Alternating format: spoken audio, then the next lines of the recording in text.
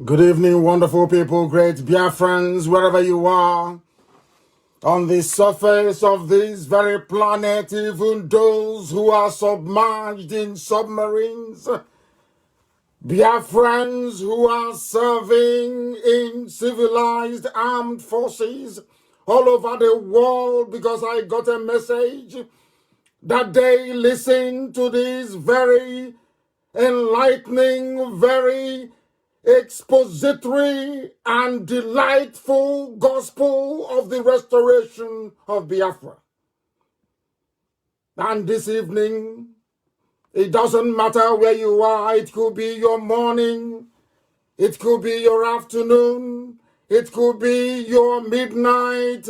I welcome each and every one of you. And as I do so, I will encourage you to welcome those who are around you, even if they are far away from you. It is your duty and your responsibility to ensure that the propagation of this very gospel is without any hindrance. Do not respect any barriers, and of course is there to enlighten those who otherwise would have been lost in darkness and in stupidity. Here we enlighten. Here we chase darkness away. Here we do the will of God in heaven. Here we preach for the restoration of the kingdom of heaven upon the face of the earth. The promise of old, because Elohim never changes, and because of that, I am very confident that Biafra will come in our time, and that very time is now. If you do not have your pen and paper ready, then I do not believe that this is the class you need to be attending, because here we dissect and then we stitch things back up together again, that nothing is hidden. It doesn't matter how they try to do it. Here we have the very finest intelligence service anywhere on this very planet Earth, on this very platform, on this very radio Biafra. Do we propagate the truth? Can never ever be hidden. Wherever you're listening to us from, I can assure you this very moment, this very precise minute, that is light upon you. That is light upon you. Good morning, good afternoon, good evening, and good night to some of you. And unlike anywhere else, this is Radio Biafra. Every country on this very earth is listening to us. There are many ways by which or through which you can do that. You can listen via my page on Facebook, of course, which is Mazi Nnamdi Kanu. You can listen via Radio Biafra page, also on Facebook. You can listen to us via tuning. You can listen via Simple Radio. Radio Biafra is on FM in the blessed land of Biafra. I believe I am not mistaken when I say that 3/4 of Biafra land is covered on FM. We are also on satellite. We have Radio Biafra app. Should you wish to participate or take part in this very program this evening, you are more than welcome to do so. I know that this zoo is vibrating, and of course it should vibrate. My name is Nnamdi Kanu. I am the leader of the indigenous people of Biafra, and by the very special grace of Elohim in heaven, Tamuno, Abasingbong, I welcome each and every one of you, because I'm here to serve you until the end of time, and Biafra will come. And one of the ways through which that restoration will be made possible is by this very relentless dissection of the abomination that is the Zoological Republic. Damnable Zoological Republic of Nigeria. Anybody who wishes to belong to that place, may God have mercy upon your soul. because things are happening, and this evening we shall reveal all of them. Those things are hiding this evening, and about how thought the world will know about it. And then you make up your mind where you belong. For me and my household, we belong to Biafra. And the only mechanism or machinery that can bring that about is IPOB. That is why we are steadfastly glued to this very effort without any wavering, without any fear, without any prevarication, without any retreat nor surrender. We are live and the whole world is listening. Do you know how you can determine if a program is live? It is by looking at the clock on your wall, or looking at the wristwatch you're wearing, or looking in front of your phone. It doesn't matter where you are. The time now is exactly 8 minutes past the top of the hour. Regardless of where you are in the world, it is 8 minutes past the top of the hour. In Biafra land, it's 8 minutes past 7 p.m. Check it. That is how you know we are live and we are direct, and humanity is at a standstill. Everywhere people are listening. There are some under the bed. There are some who are in their cars outside telling their wives that they are working on the car, that there is something wrong with the battery of the car, that the alternator is not working. But they have an earpiece and they listen to Radio Biafra. Humanity will bear us witness, because we have come that the zoo may fall. As always, we commence our proceedings this evening by committing it to the hands of Elohim in heaven. That same the God Almighty, the I am that I am, the ancient of days, the ancient of the ancients, the creator of everything that you see around you. Nothing made Elohim. He was before time began. And his goodness lasts forever.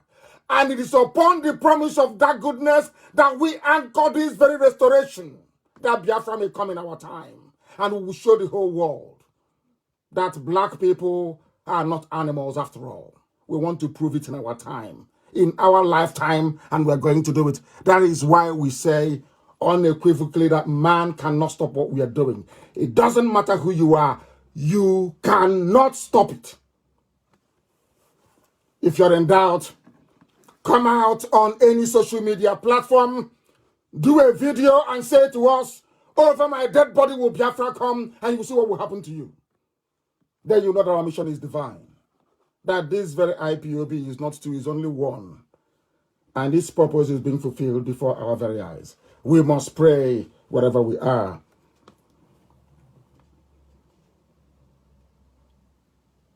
I wanted to pray in the language of heaven, but people are imploring me that they want to understand the prayers that I pray, that I should try to pray in English. And this very evening, with all that is happening around us all over the world, we ask the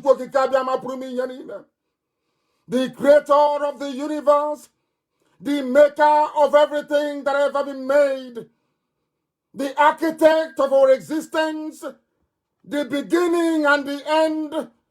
They say you are the Alpha and the Omega, but we know who you are. That you are creation, Ukike. And there is none like thee.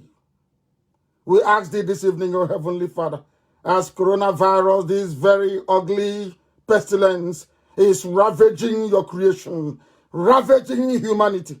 We call upon thee, as your children are dying in the land of Biafra, as the Janjaweeds are all over the place, deploying their army and their police and their terrorist groups all over the place, slaughtering, maiming, raping, and destroying your children. We ask you to make haste, O God in heaven, to deliver your children. Come very quickly to help those who are in anguish, because you are our Lord and our Creator and our Maker. You have started already to put them to shame. You have started to confound all of them. Alamajiri the Janjaweed, those from the very darkest recesses of hell. Those who are after the soul of your children. Those who have come that they may destroy your handiwork. turn them around and put them in confusion as they are in right now. Because as we pray unto thee this very evening, as mankind is listening from every corner of this very globe that you made, there is confusion in Asorok. Those of them that desire to hurt us, today they have been hurt. Turn them around and let their reward be their shame. All of them who laugh at your creation, at your children, those of them that mock this very divine mission, may shame be their portion. Let all of us that seek your face be able to rejoice and be glad in thee. That is why we say that we lift you up, O Heavenly Father. We lift you up, El Shaddai. We lift you up, Elohim. Look at how poor we are. People are impoverished. There is no food. There is hunger everywhere. Oil can no longer be sold. Those who are ignorant of the facts of life are now going to realize it in a very difficult and in a very painful way. But only you can have mercy. Only you can help us. Please do not delay. Deliver your children. Give us Biafra, that your temple may be rebuilt in Arochukwu, that your name may be exalted, praised, adored, and worshipped from every generation to every generation, now and forevermore, we pray. He said, this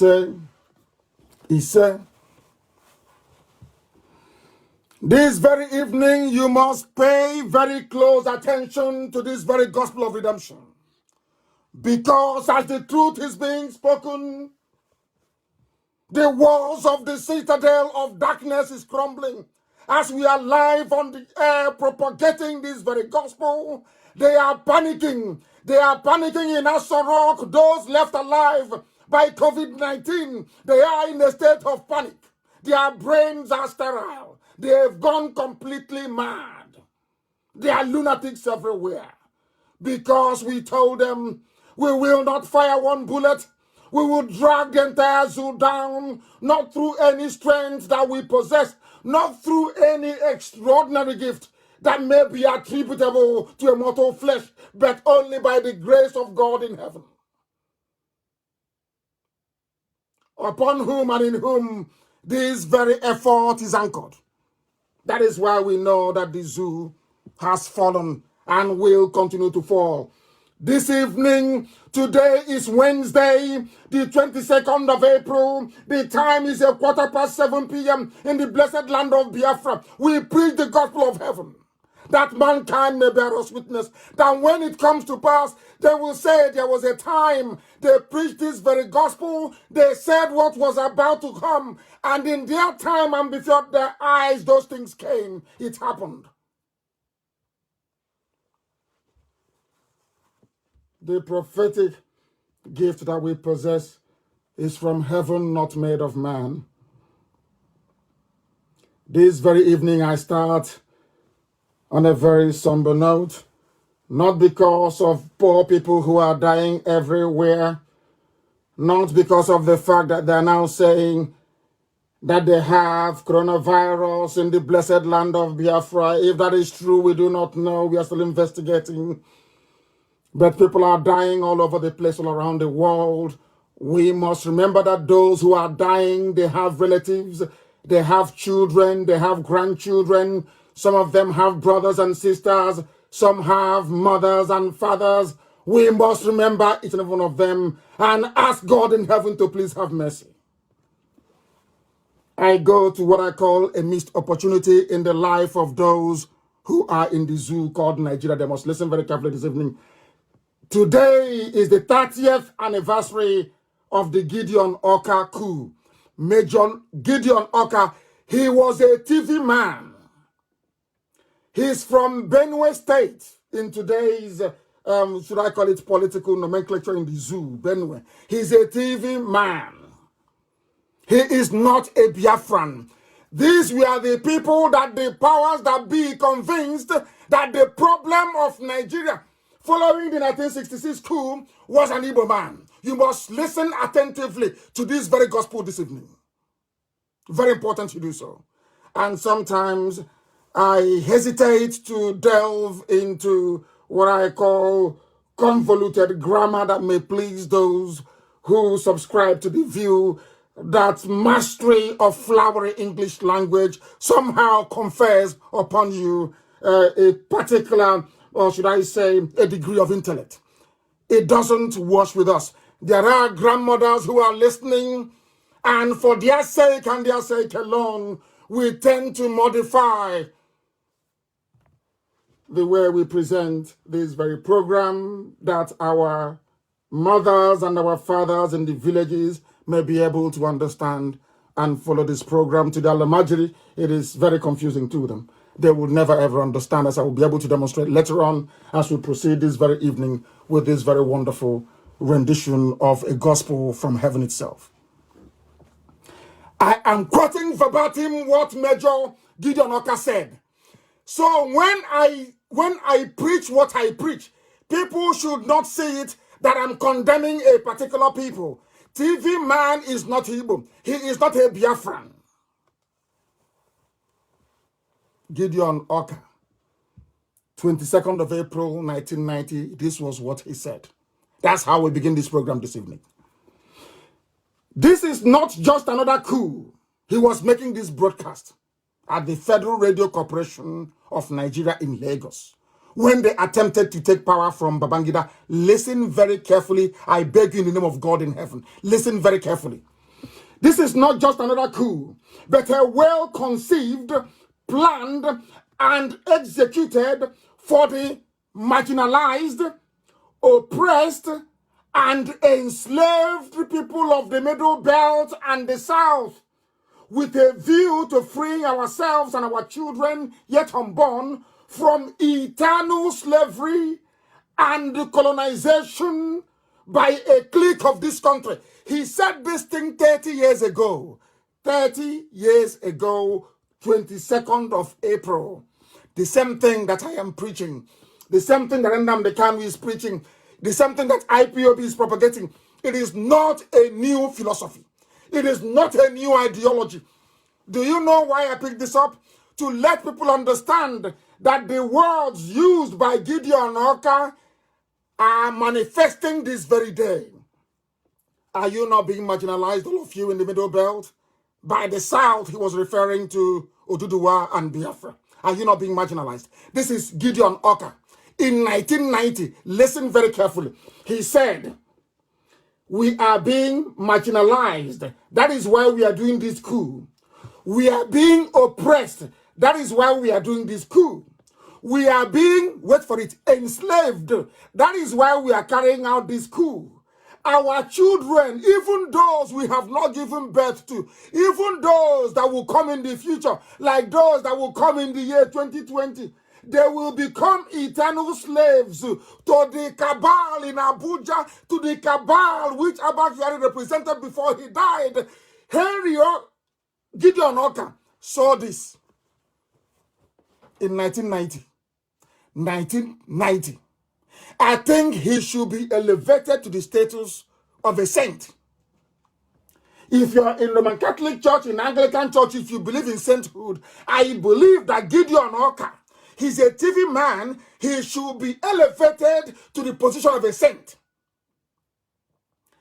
He said, the children we are going to give birth to, if we don't do anything now, they will become eternal slaves. You know what happened in Agatu. Some of you know what is happening in Benue State. Do you see that everything that Gideon Oka talked about is happening and unfolding before your eyes? Do you know why I'm dwelling on this? To let you know that once you receive a prophetic message like this, you must do something about it. And do you know the funniest thing? This very anniversary, this 30th anniversary of Henry Oka's coup against corrupt Bangida's regime, I'll read out the full text of the speech he made. Do you know why it's very funny? It was because of this coup that Babangida accelerated his move to Asarok in Abuja. And inside Asarok, he called this release. They designed the office so that nobody, no, even a light infantry cannot storm Aso Rock and succeed in penetrating the office of the president. And surprise, surprise, at the 30th anniversary of Henry Yoka's speech or his coup, that office is locked. There is nobody there. The reason why you have such high level of security inside Aso Rock is because they know that middle belt officers are angry. They know that southern officers are angry. They know there are people who cannot tolerate the continued slavery of themselves, their wives, their fathers, their mothers, their children, even those unborn. That is happening today. Now you understand, don't you? Now you understand, don't you? 30 years ago. I said 30 years ago, Gideon Oka was saying this, 22nd of April. That particular coup, everybody was rejoicing. Everybody was rejoicing all over the world that corruption was falling. That was the proper anti-corruption, the proper anti-corruption fight that was going on. The real anti-corruption fight against the very corrupt regime, of Babangida. That some people come, I'm a Babangida boy. They are posing with it. But the man was insipidly corrupt. That is why when I see people support corrupt men, I go crazy. I go mental. I cannot handle it. Because evil is evil. Henry Yoka, Gideon, sorry, I keep saying Henry Yoka. I keep saying Henry Yoka. Why Henry Yoka? That traitor, he's in a jail somewhere in the north. He was working for them and they jailed him. This one is Gideon Oka, please, Major Gideon Oka. He was the 9th child born to a family. And what a beautiful name. Levi, which is Levi Oka, Chi. If they are Biafrans, if they are Igbo, we'll discuss that later on. The father was a teacher. His village is Gua. He's from a place called, his village is Apir, A-P-I-R, in Gua local government area in Benue State. Isn't it very funny? Every revolution, be it in the West Indies, be it anywhere else in the world, always come from people from once you cross the Benue River. Once you cross Benue River, your thinking changes, you become a radical. Yorubas could have been the same. Yorubas, they have radical people in Yoruba, radical, strong ones in Yoruba land, as stubborn as we are. But it is the influence, or should I say the contamination of Ilorin, that Muslim blood, that treacherous blood in Ilorin, that is holding the Yorubas back. At least I give that to them. Now let me go into details. This is just a preamble to the gospel you're going to hear this evening. That the world may bear us witness that this madness of Nnamdi Kanu is not just confined to the territory, the geography we know as Biafra. A TV man, said the same thing 30 years ago, that the Janjaweed Alamajiri, their aim is to enslave everybody. That is why they are in Ongwa today arresting people. That is why they send Miyeti Yala, their Fulani headsmen, to go to villages, kill and burn. That is why all the money they borrow, they give it to the EU to be holding, to be bribing people. They get the best consultants in the world. That is why if you are an ambassador to Nigeria, from any of the EU countries, from Canada, from US, as soon as you come in, $1 million is lodged into your account. So that when Fulani people are going about inviting their army of darkness from Mali and killing people, they won't say a word. They will never say a word. That is what is happening.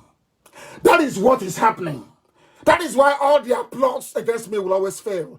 Because Chukwu Kikabiama said I must speak the truth always. Any that's supposed to stop speaking the truth, I'm gone. You must speak it. It doesn't matter where you are, you will speak it. And that's what I'm doing.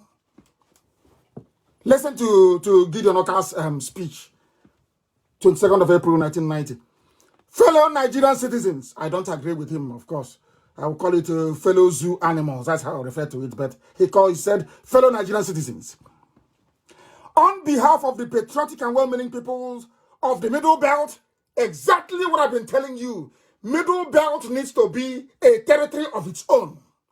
He did not say on behalf of we Nigerians because he knows he is a born and bred child of the East. He knows very well what the truth is. You cannot be pretending you are one when you are not one. You cannot be pretending you are one when a Papa Wharf is clogged up. You cannot open up Iguacha Seaport, which you call Port Harcourt. You cannot open up Calabar. You cannot open up Warren. You cannot open up Onem. You claim you're in one country. Only airports outside a particular region is working. You claim you're the same country. We are one Nigerians. So when I see people from Biafra, people from the East, talk about one Nigeria, I feel ashamed on their behalf. I am filled with shame. You have no international airport that can fly abroad. No, you don't. Even the Ethiopia Airways or whatever they call it, it has to land either in Abuja or in Kanu before it goes to Addis Ababa. You have no seaport.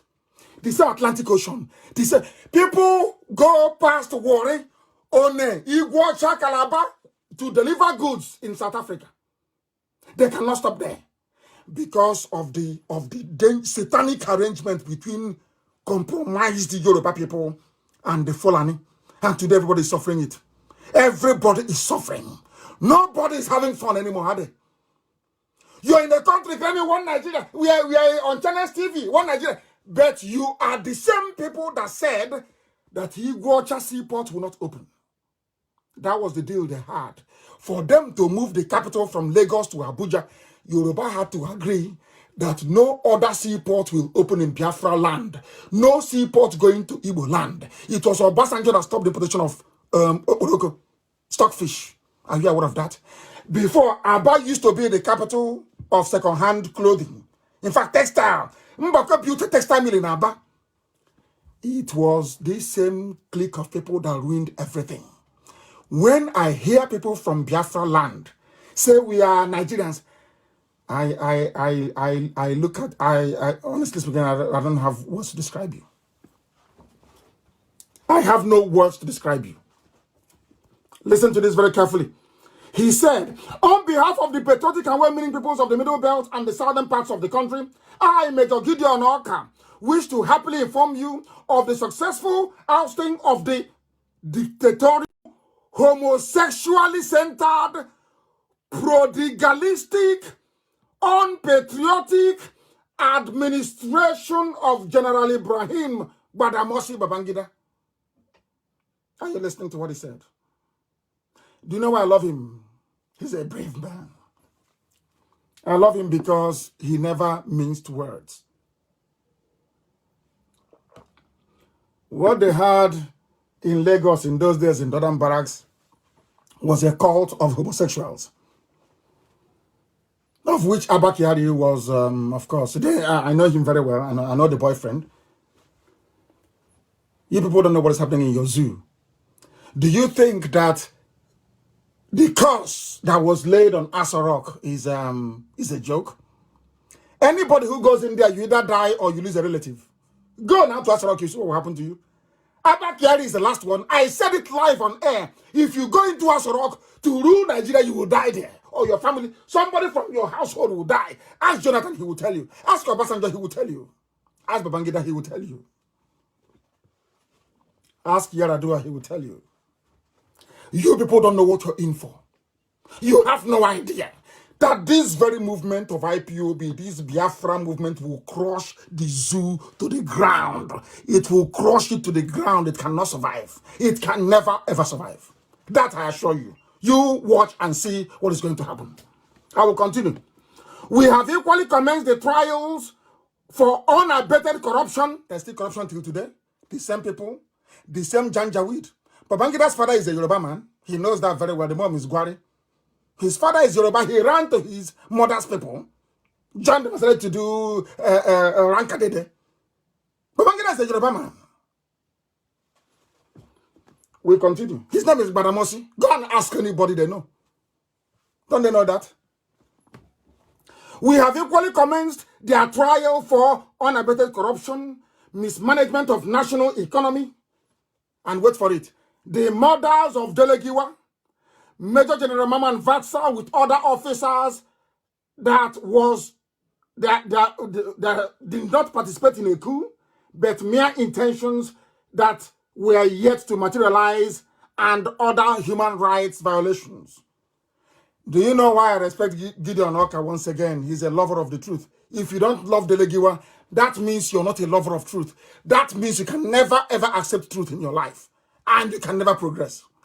Sadly, both men lost their lives, but we are not discouraged. No sensible person will be discouraged. None whatsoever. When I told you that Babangida killed Delegiwa, did you believe me? You didn't. Now that Major Gideon Onaka, I'm now reading what he said in 1990. Now you believe me? Everybody knew. Parcel bomb. Delegiwa was having breakfast in the morning, and they delivered the parcel to his house. He opened it. The parcel exploded, and all his stomach came out. His intestines came out. Who sent the parcel bomb? To Babangida. And after that, he actually killed the man that organized it. That's how evil that man is.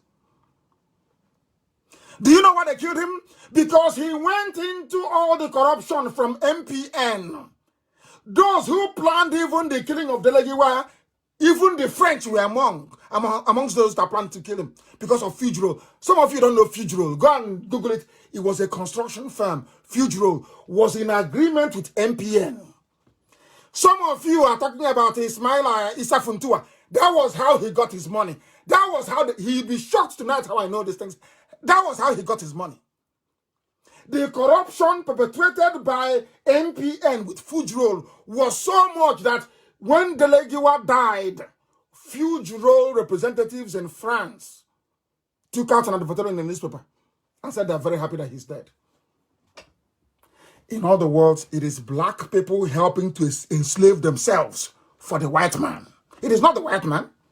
It is black people enslaving themselves for the benefit of the white man.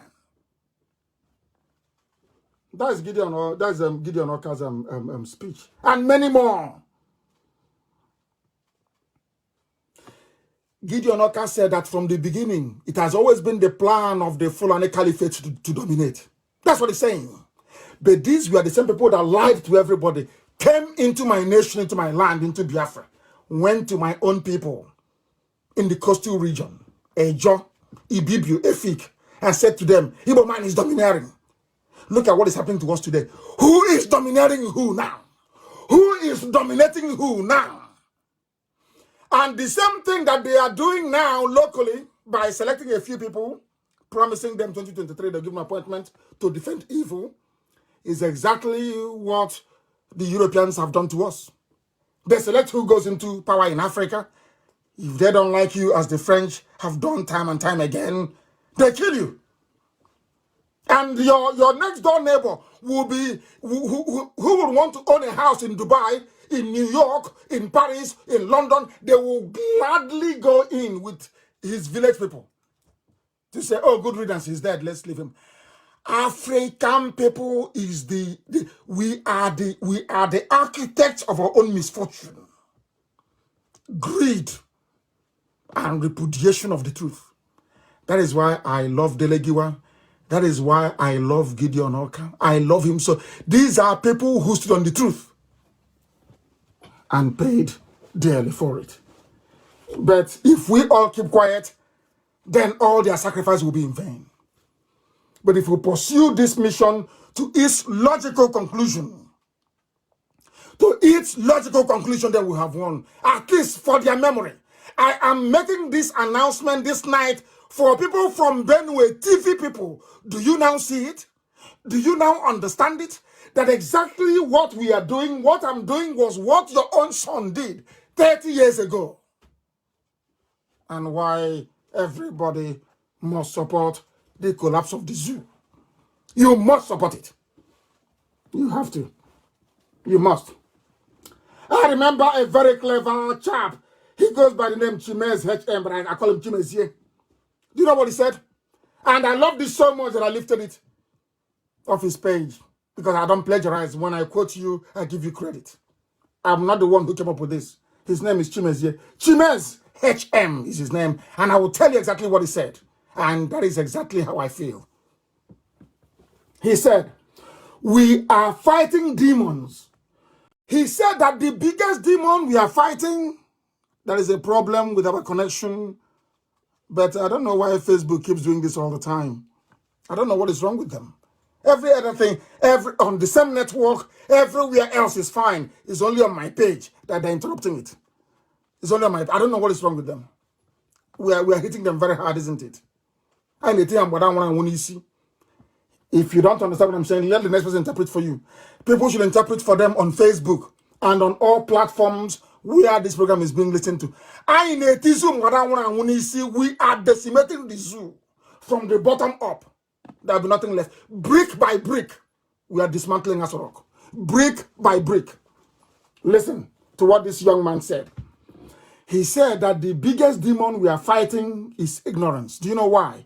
Because a black man, not all of us, I must say, not all of you who are listening, please, but a disproportionate majority of black people, we love evil. We love evil. If we don't love evil, you cannot tell me that a young man,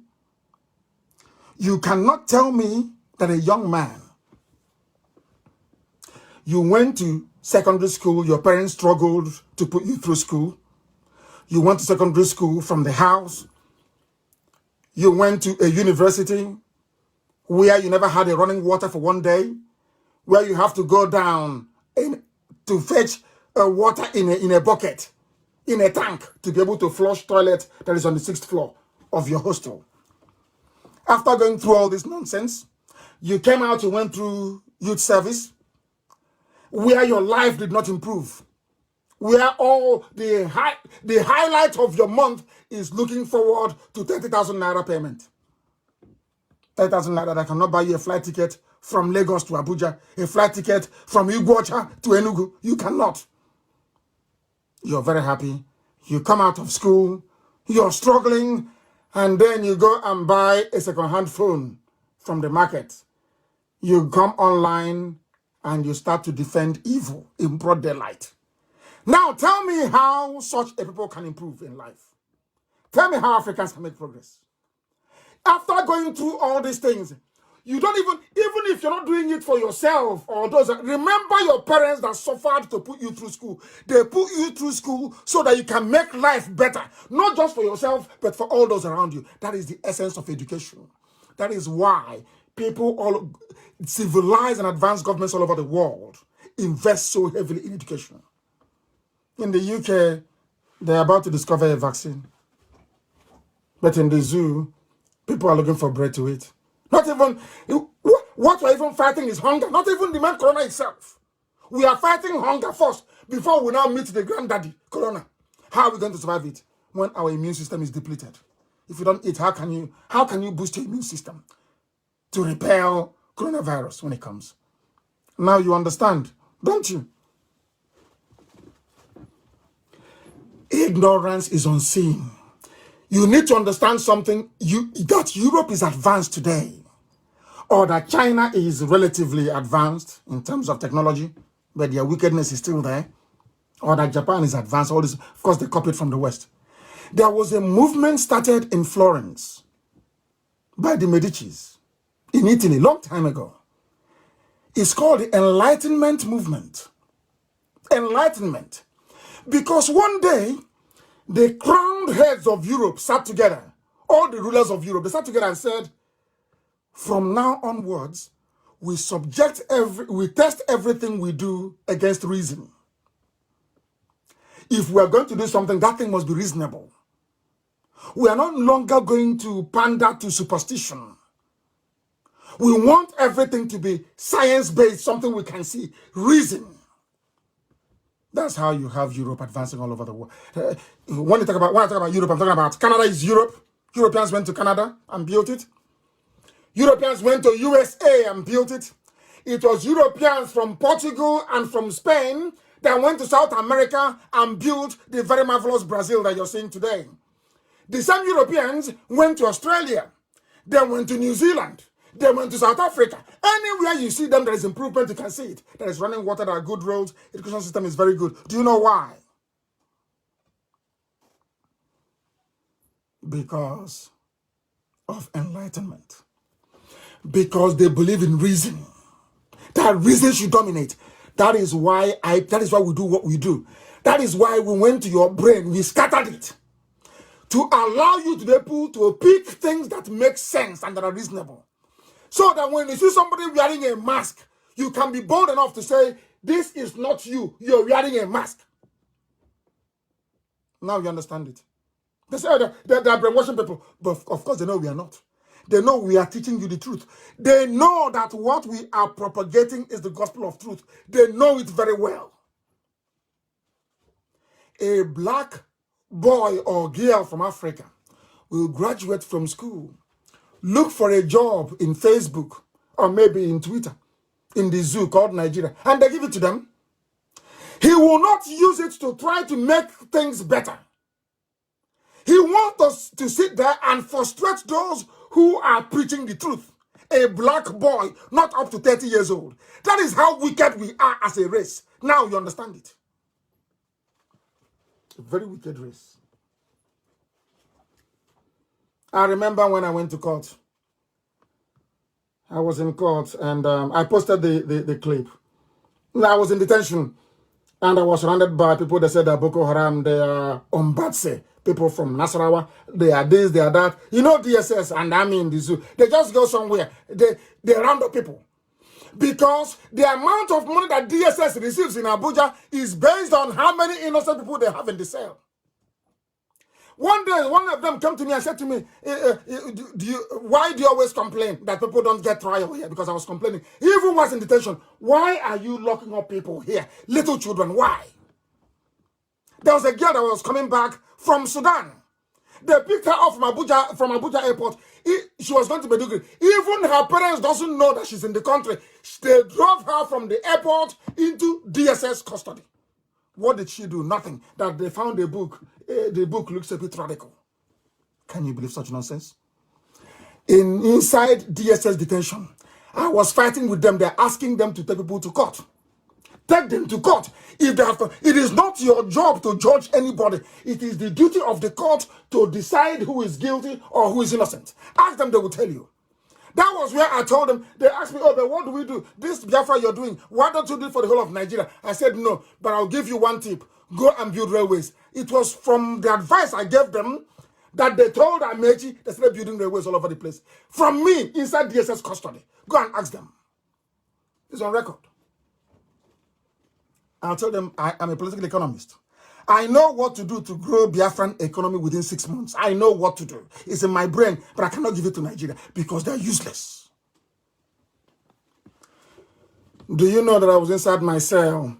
These boys, little boys, they picked up from Niger State. They said they're Boko Haram. Maltreating them. You will stay in one place for 8 months. You don't come. Some for 2 years in one tiny spot. You don't see the sunlight outside. Nothing. I said, no, this is terrible.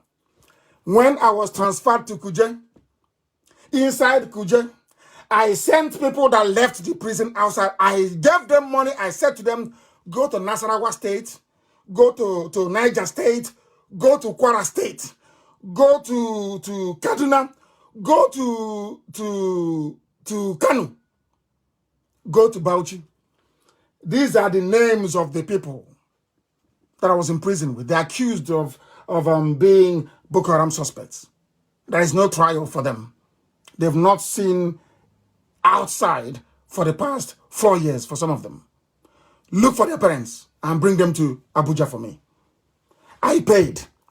I'm saying this because of those that accuse me, oh, he's too selfish. It's always about Igbo alone and the Biafra, where every time is Biafra. I said to them, you that is claiming that you're a one Nigerian, how many people have you helped outside your tribe before? How many? When I was inside, I brought them to Abuja. I brought them to Abuja. The Binta Yako said I shouldn't speak when I go outside. I was in prison. They said that you're very stubborn. The Dambanzao said you shouldn't give any press statement. They sent some idiots to come and see me inside the prison. I told them to go to hell. Benjamin Madibugu was with me. I said, go, come on, go to hell. Who are you people? They say, when they drag me to court, it is like a president going to court. They drag me to court with armored personnel carriers. Guns everywhere. Siren. When I'm coming to court, you think a president is coming to court. Inside the court of law, I was in handcuffs when I went into the court. I came out before I can climb into their prison van to take me back to Kuje. I gave a press conference, a world press conference there and then. I called the parents of the children being held illegally by DSS. I said, these are the people. Inside there, you had Kanuri. A Hausa family was there. Bagi family was there. The other one from Nasser, I've forgotten the tribe, was there. Yoruba was there. And I asked them, a few days I asked myself, how many people in the whole of Nigeria, be they minister or governor, how many of you has ever done such a thing before for people? They have not. When I was in Kuja, when I left Kuja, they were crying. I used to pay for lawyers to come and give people proper legal representation. A Joffa was working sometimes without pay, morning, noon, and night to get people out. Ask them. They said, when people visit, they said, until they will never see any other person like me come to such a place. But you had Alex Bade, all the big shots that were coming. How many people did they help? But they are your Nigerians. I am a Biafran. I came into prison because I'm a Biafran. I was in detention because I'm a Biafran. Yet this Biafran is the only one helping poor Fulani and Hausa people in prison. That tells you who we are. What we are doing is not against anybody. I hate poverty. I hate ignorance. I hate the fact that there are old men and women who cannot feed. I hate the fact that our kids are not going to very good schools. My own children are going to very good schools. And you want me to be happy seeing other people's children suffering, selling banana and oranges. That was not how God made me. That was not the sort of child I was raised to become by my father and my mother. I was raised to fight injustice. And that's what we are doing. And that injustice also includes ignorance. It includes ignorance, and we must fight it. Chukwoki Kabiama did not send me to do this very work that I may become rich, maybe acquire cars or build mansions, or maybe I'll be basking in some stupid glory. I was sent that the kingdom of heaven may be restored upon the face of the earth, that Biafra may come. That is my one sole purpose. That is why I am indestructible. Indestructible. If you like, you try and see. I broke the cordon in Abakaliki. Therefore, he set up cordon with army and police. They come their gun and said, I will shoot. I said, shoot. I broke their cordon. Had the Nigerian army not been cowards, they would have attacked me when I am outside, not in my house, where I have my father and my mother. But anytime I go outside, they never attacked me. They were scared. As the cowards they are, they had to come to my house with my parents in it. I went to Kulobia. Obia said, don't come to Kulobia. I said, you are talking rubbish. I went to Iguacha. They said, I went to Iguacha. Before we left, the hold up in Iguacha in Port Harcourt was 8 hours. They know I am destructively stubborn. If I say I will destroy Nigeria, God in heaven knows. Of course, he sent me. The zoo is gone. I can't leave you. The more you complain, this thing you're doing, the more I do it. The more you complain, this thing you're doing, the more I do it. You don't know who we are. You don't know IPOB. That thing you're asking us not to do is what we are going to do. That was what we shattered Twitter yesterday. Only an order that was given within 2 hours. Twitter itself was even crying that we should take it easy. Do you see how determined we are? Is anybody paying us? These are the same people contributing money to run IPOB for them.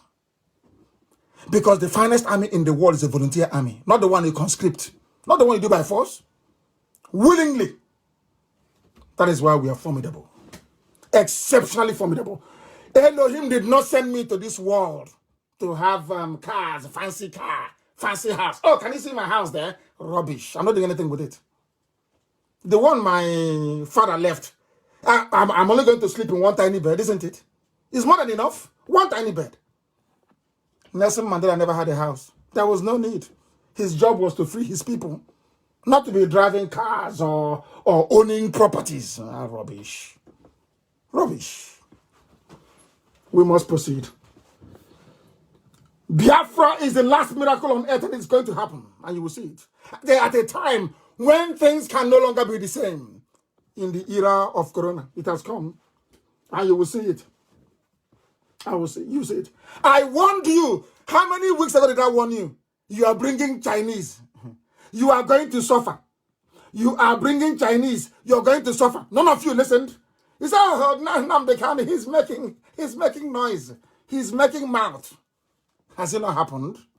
And I said to you, when you start to die in Nigeria, when you begin to die, remember my broadcast. I told you, I warned you only 3 weeks ago that the coming of the Chinese is your doom. And surprise, surprise, I'll read it from Daily Trust. I'll read what Daily Trust says here. Over 150 people died in Kanu between Friday and Saturday of last week. And they have been buried in 3 cemeteries, heightening fears that they died because of an ailment they don't know. Did I not tell you? When the Chinese come in, you are going to die. And you know, do you know who brought them in? The same people that you are talking, oh, say, hey, who is the chief of staff? People are now talking about chief of staff as if it's just a campaign. People are going on a campaign. Oh, this is Aisha's list. This is Simon Da's list. Oh, this is the list of King Gibe. Hi! And I keep asking myself, are you sure these people are human beings? These are the men. Because the office is locked. There is no Abakiyari. They need to knock it down. The Chinese are looking for people to experiment with. The Chinese want to take over your resources. They came to run your government. The same way that the Russians are helping Assad to run Syria. I told you. Did I not? It's not up to 4 weeks. Have you all forgotten what I said here on this radio station? That the Chinese will come. Now they have come. When people begin to die, you know those to hold responsible. Who are the people dying now? The poor people in Kanu. Because they have started the experimentation. Many more will die, unfortunately. Many more will die. I'm sorry to say this, because you don't listen. As our brother said, you have ignorance growing inside your brain cells. You have no conscience. Ignorance everywhere. This is the price of ignorance. When people are ignorant, they go to the toilet with a bucket of water. When people are ignorant, there is no light, they run generator. When people are ignorant, they have no roads. When they drive, they fall into a ditch and they die. When people are ignorant, their graduates don't get any job. When people are ignorant, their children can barely feed. When people are ignorant, when there is a pandemic, they are all abandoned to die. When people are ignorant, the army will kill you. When you're ignorant, the police will kill you. When you're ignorant, a politician will give you 2,000 naira to buy your PVC and your life is gone. When you're ignorant, you look for God. You look up to God for a solution when the solution is right there in front of you. 150 people dead. What killed them in Kanu? They don't know. It's a mystery illness. How can there be a mystery when there is corona? Why can't people be honest? All the grave diggers in Kanu now, they're working overtime. And you know the zoo, for them to say 150 people died, you know how many that may have died? And I'm warning people, if you're living in Kanu, please do not come to Biafra land. Stay there. You like Ubawasa? Stay there. And don't bring this nonsense to us. Although we have spotted some Chinese in the neighboring state. We'll get to that later on. 150, and I told you, when it happens, you know those to hold responsible. All the Majori children are dying in the north. They are killing them. Saying, oh, we are dispersing them to states. No, they are not. They have brought in the Chinese to use those children as guinea pigs, and they're all going to die. That's what they're doing. Their own children are in Dubai having fun. They're all over the world having fun, driving fast cars, buying power bikes of $400,000. You, the ordinary people that IPOB is trying to save you, you're there defending people who are criminals and have been so for a very long time, that Gideon Oka, Major Oka told you in 1990 that these people, look at the way they are going to enslave you. And in your own backyard, as is happening now in parts of Yoruba land, the Fulanis are there sacking them in Ondo State, as Gideon Oka said. As Nnamdi Kanu has been preaching, as IPOB has been preaching ever since. It goes in through one ear, it comes out of the other one. Now who is suffering? Who is suffering, I ask you? When you are born into wickedness, as a child, you went to school, a university, you have no empathy. What is happening to other people doesn't affect you. You have no human feelings. And I keep wondering, what sort of world did you emerge from? You're telling me, and now the guy's trying to spoil Nigeria for us. So how many Nigerians have you helped? I'm telling you what I did from prison, from detention. How many, all of you talk, I'm a Nigerian, and Nnamdi Kanu wants to break Nigeria for how many people have you helped? I'm not asking you to be, perhaps comfortable as some other people are. No, even through advocacy is helping.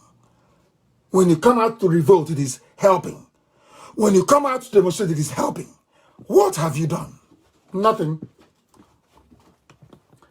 It has left some people to argue that this revolution we are calling for, this revolution that people of conscience are calling for, may actually start in the north.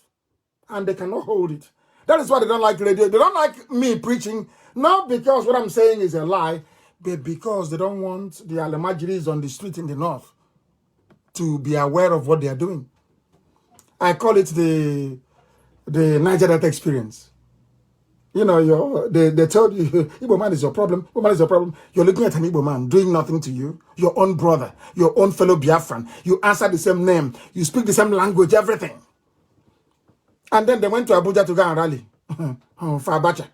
And then their eyes opened. They said, all the oil money is here, they're spending it. Now, from that day, they realized that the reason why they brought divide and rule, Igbo man is your problem, is when there is a problem in a family, you are messed up. You can no longer solve it. It's an internal problem, a very, very difficult one. Ask them in Sudan and they will tell you. They will tell you.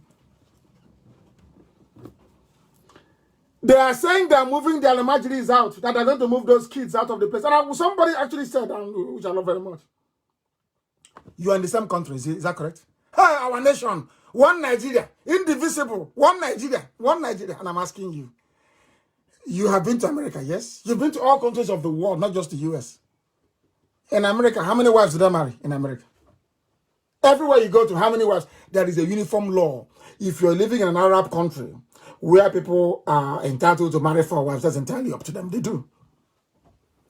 But where I come from, by virtue of Western influence, they said it is 1 man, 1 wife. But in the north, it is 1 man, 4 wives, 5, 6, 7, 8. They give birth to everything.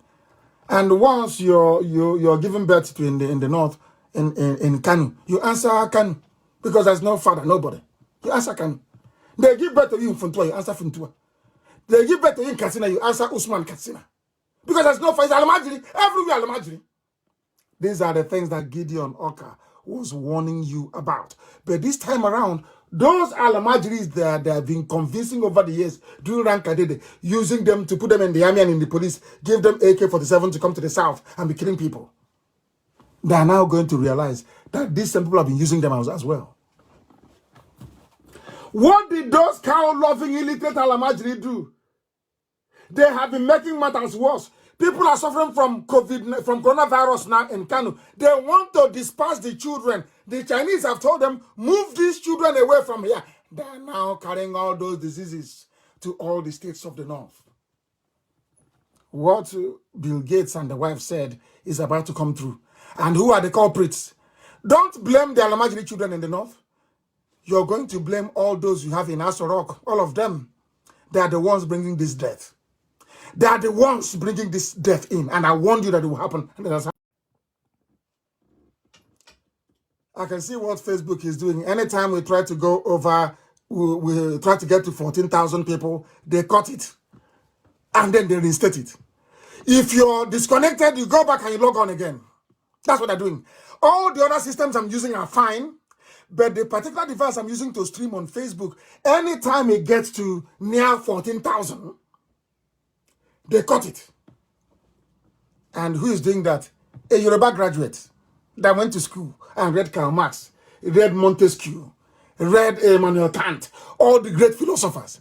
Maybe, who even knows, maybe read Homer's Iliad or Tolstoy's War and Peace. All these things, they may have read it. And maybe he was there as doing philosophy 101, being a radical. Look at what they're doing. These are Yoruba people, Yoruba kids. They are graduates. They're in Facebook. All they're doing is to make sure that the truth will not come out. And you want to go back and have electricity? You want to have good roads? To say, this is our country. Hey, who did you offend though? You offended yourself. Your ignorance offended you. Your wickedness is your offense. Look at what Gideon Oka preached 30 years ago. It's what I'm telling you today. And people are listening as if they have just descended from the moon. The same thing that the reason they gave for the attempted overthrow of Babangida government. There was an officer that died at Durham Barracks. They wanted to kill Babangida. The man threw himself, I think it was his ADC, threw himself in front of the bullets. That's how Babangida ran away and escaped.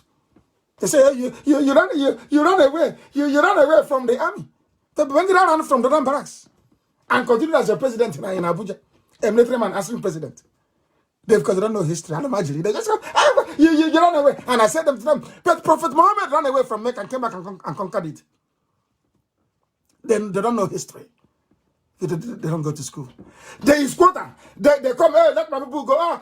We have 4 people now from Gwandam local government area of Kano State. We want them to be graduates, so first class, so give them first class, they are law. And the ML will go home and they give them all first class. That is why they write rubbish letter when you employ them. We'll read the letter for the whole world to hear later on. Zoo. In every way, a zoo. People are dying now. Instead of Nigerian newspapers, instead of Nigerian commentators to say, who brought the Chinese in? 150 people did not die when the Chinese were not there. Before the Chinese came. There was nothing. People were not dying. All of a sudden, now the Chinese are there. People are beginning to die. And you're telling me there's no correlation? It's just a coincidence? Of course it's not. Deliberate mass murder. That's what's happening. Some of you are pretending you don't know. Now the kind is causing trouble for us. So you're waiting for your turn. When it gets to your village, typical black man, full of ignorance and wickedness. I preach it. If you don't like it, you go to hell. As you're going, they will call and say, hey, they've taken the light. Or you, as you're going, an illiterate Kalamajiri wearing a uniform will stop you and start flogging you for no reason. That is the price you're paying for your ignorance. That is the price you're paying for supporting evil. Is it very clear? We must continue. They are spreading COVID-19 now from Alamajiri, from Kanu. They have gone there and infected them, and are now moving them to all the states around. You hear what happened to the zoo. What is the time now is, what is the time? Is 6 minutes past 8 p.m. in Biafra land. Write it down. Write it down. The only savior will be this vaccine that Britain is fighting to produce within the next 2 weeks. That may be the savior. Or else, 150 dead, that even right now they're digging graves, burying more people. Burying more people. Burying more people. And some of you claim you don't understand what is happening. We are going to evacuate Alamajiri to their states. Is it now in the middle of a pandemic? Instead of you in Kano State to head them together in one place and see what you're going to do with the 4 or 5 wives you marry. No, we are going to send them to their states. How do you know their states? Some are from Chad. Some came from Niger Republic. Some are from northern Cameroon. How do you know? This is what I keep saying to people who are from the south of the zoo. Why don't you reason? In the south, you have Atlantic Ocean as your neighbor. In the north, there is no neighbor. You come and go as you please. Nobody knows which local government they come from. Most of the people holding Nigerian passports are Chadians, people from the Niger Republic and from Cameroon. They all speak one language, Hausa, and that's it. And they think they are doing it to cheat the South. They think that the reason why it is to cheat the South. They don't know they're storing problems for themselves. 150 dead. A Nigerian is telling you that 150 people died, and you believe it? It's 150. It's over 1,000. You know the way they are. They want to evacuate them to their states of origin, according to the Gandola himself, the looter, the criminal. All of you saw him on video, taking a bribe. These are the people fighting corruption. That was what Gideon Oka, God forbid, Gideon Oka, that was what he was saying 30 years ago. The likes of Kanu State Governor, Alamajiri Governor. Has it done to all of you now? Are your eyes now open now? Have you seen it? That this message we are preaching did not start today. Other people who are not Biafrans, other people who are not Igbo, other people who did not fight the war for Biafra, other people who have seen South, he was a major in the army. And he said, we better divide this country. Now you understand it? The only difference between myself and Gideon Oka is that his boundary is up a bit north, more than mine. And those people that he said should be removed, they are the ones that went Sharia later on. Obasanjo gave them Sharia. But when you want to ask for, when you agitate for freedom, they say no. But when the Al-Majri in the north, when Janjaweed agitated for Sharia, you gave it to them. Because Obasanjo is scared. They control the army. You think they're stupid? They control the army. They control the police. If you like, they shoot you. And that's without being end of you. You go to Amnesty, they will write one report, and then you go to Britain, Britain will tell you that worse things happen all over the world. That is just life. Do you see the mess you're in? Do you see the mess we are trying to dig you out of? Both physically and mentally. Alamajiri, you did not despise them before the Chinese. Now the Chinese came. China told them, despise with the disease, go in and multiply. And it is going to multiply in the zoo. And they're in a hurry now. Because the vaccine is going to come out very soon. They're in a hurry to kill as many as possible. And these are what you call your leaders. Elder statesmen. These are the idiots that brought Chinese discriminating against black people inside China, killing black people inside China, humiliating Africans in China. You went and you brought them. And you're saying you're a leader. And you are clapping for them. You're clapping for them. Hey, tell me why God will not punish you. Just tell me why you should have electricity. Tell me why you have a good road. Every day you lament, every day, hi, who did this to us? So you did it to yourself. We are showing you the way out for everybody. For everybody. If you don't know, let me tell you. Let Jubril come out now. He cannot come out. He's trapped in Cuba. To divert attention, started writing rubbish yesterday. Yeah. Because we slaughtered them on Twitter. Only one command. Only one command. The zoo, we are crying. And today, they did arrange. Go and ask any governor in your state today. They are holding a meeting. They held a meeting with Jubril. Not face-to-face, but by the phone. Via teleconference. Do you know why? They don't want them to come to Abuja. After people have been going to Abuja, they don't receive the EU delegation in Abuja. Why? How come the governors cannot go to Abuja? They cannot go to Abuja because the clown there is not Jubril. Jubril is trapped. The one that can speak passable English is trapped in Cuba. They think we're stupid. But we know. Ask your local governor now. Call your governor and ask him. Did you have a meeting today with Mr. President? He will tell you yes. Did you go to Abuja for the meeting? He will tell you no. How did you hold the meeting? Still, it was teleconference. They wired the call to Cuba, to Havana, Cuba. because the idiot is still trapped there. They put it, I told you that the thing in Asarok cannot speak. He is taking photos inside Asarok, yes, and video. Then do broadcast from Asarok then. Do broadcast from your office in Asarok, let's see. He cannot.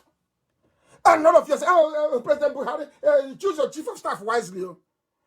All these commentators you have, most of them Yoruba, they know the truth. But out of a combination of fear, ojo, fear, they cannot stand up and say, Mr. President, how come you have hole in your neck? What is the hole doing in your neck? Answer us. When you ask them, what is the hole doing in the neck? They say, leave it for us like that. Somebody that claims he or she has a PhD,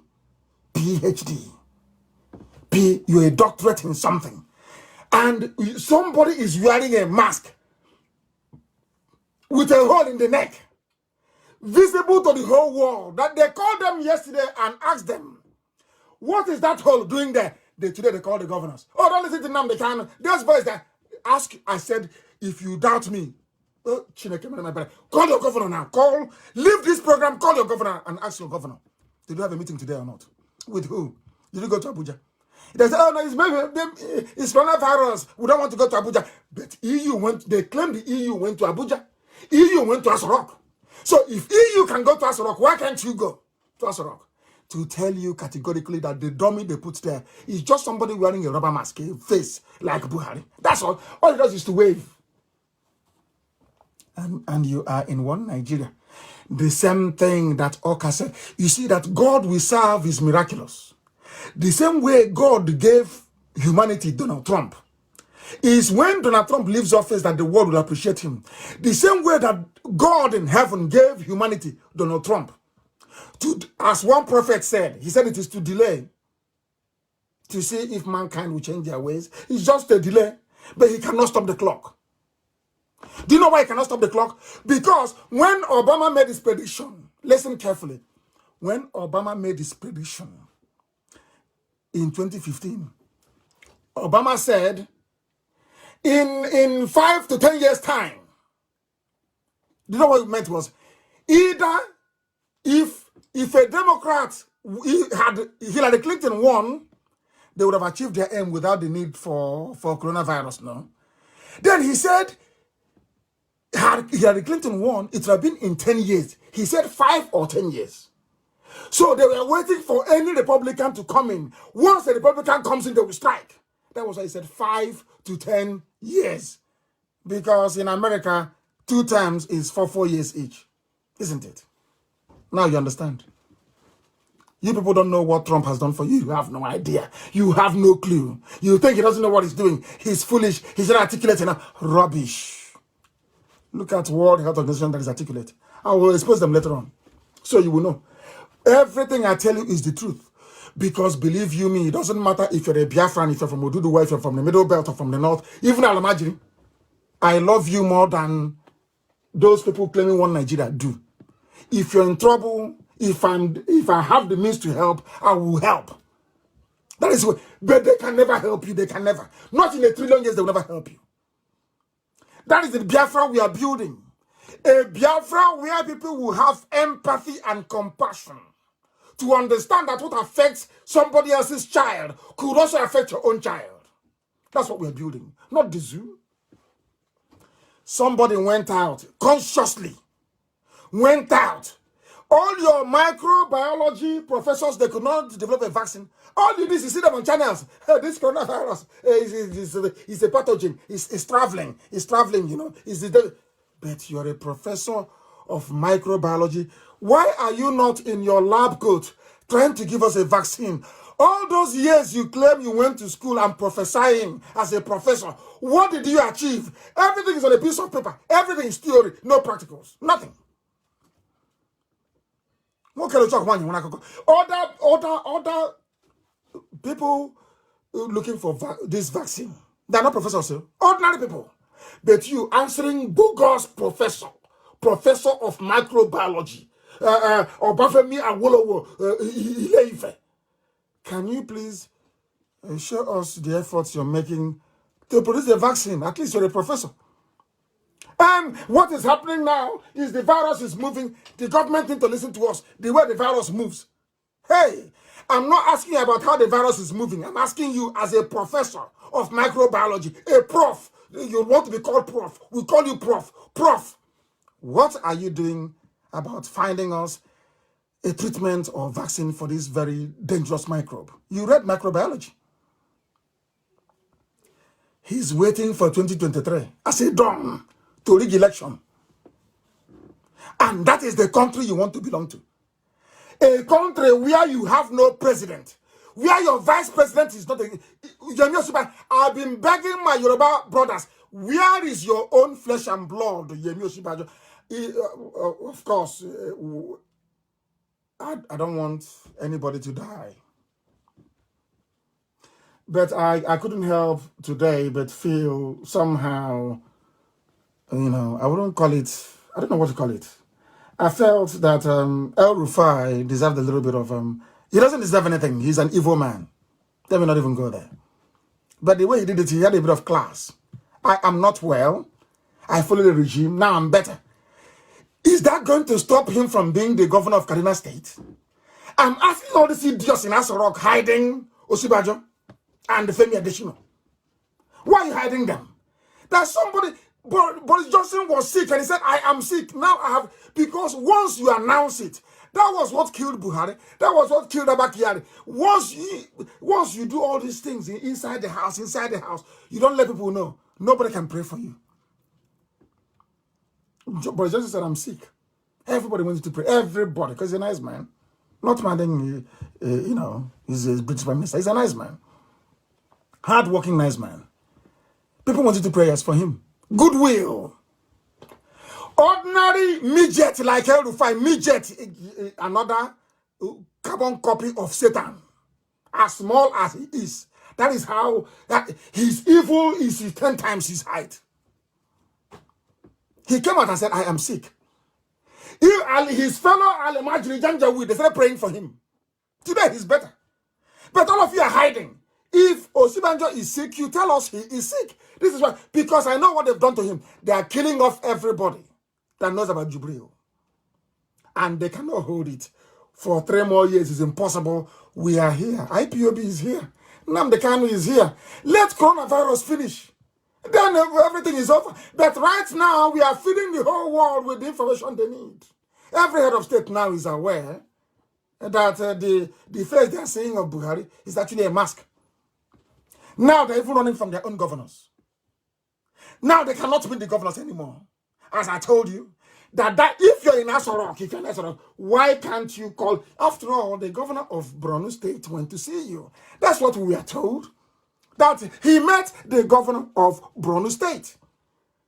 So why can't you meet the other governors then? You met the EU, a delegation. Why can't you meet the governors? Because that thing there is not, it's for Photoshop. Waving and smiling. You know, we're holding them in a bad place. I didn't have John, and they know it. And they're crying.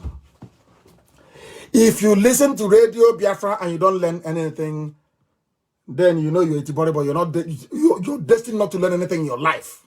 Because here we break it down. Can you believe that grandmothers, 90 years old, listen, they are listening right now in Biafra land? How they understand the type of grammar we are speaking, I don't know. But they understand. And they even interpret for their grandchildren what is being said. Because truth, like music, is a universal language. If you hear the truth, you know. Everybody is going to pay the price that Gideon Oka spoke about. Everybody is going to pay the price that I warned you about 3 weeks ago. This Fulani misrule, this thing that these Janjaweed are doing in collaboration with Channels TV, in collaboration with Punch Newspaper, in collaboration with Yoruba Media, all of you are going to pay a very heavy price. As I warned you, if the Chinese come, you will die. Are you not dying now? All over the place? In Kano at least? This supporting of evil of Yoruba media. You know, people, they love to misunderstand me. I say Yoruba media, I did not say Yoruba nation. I did not say Yoruba people. I said some of them. Some, and I will continue on this line of attack until they repent. Some of them are evil. Evil. They are the ones supporting this edifice of criminality. A country without a president, a country without a vice president. Hey, that even ordinary, hi, I'm coming to that later on. Let me just hurry up and get there. All those people that call themselves done. And everybody holding a degree in political science, from this night, go to where your degree is, bring it and burn it. I'm sorry to say, it doesn't matter if you're a Biafran, if you're from any, go and bring it and burn it, because the idiots that taught you when you're university, they're useless. You didn't learn anything. You didn't learn anything.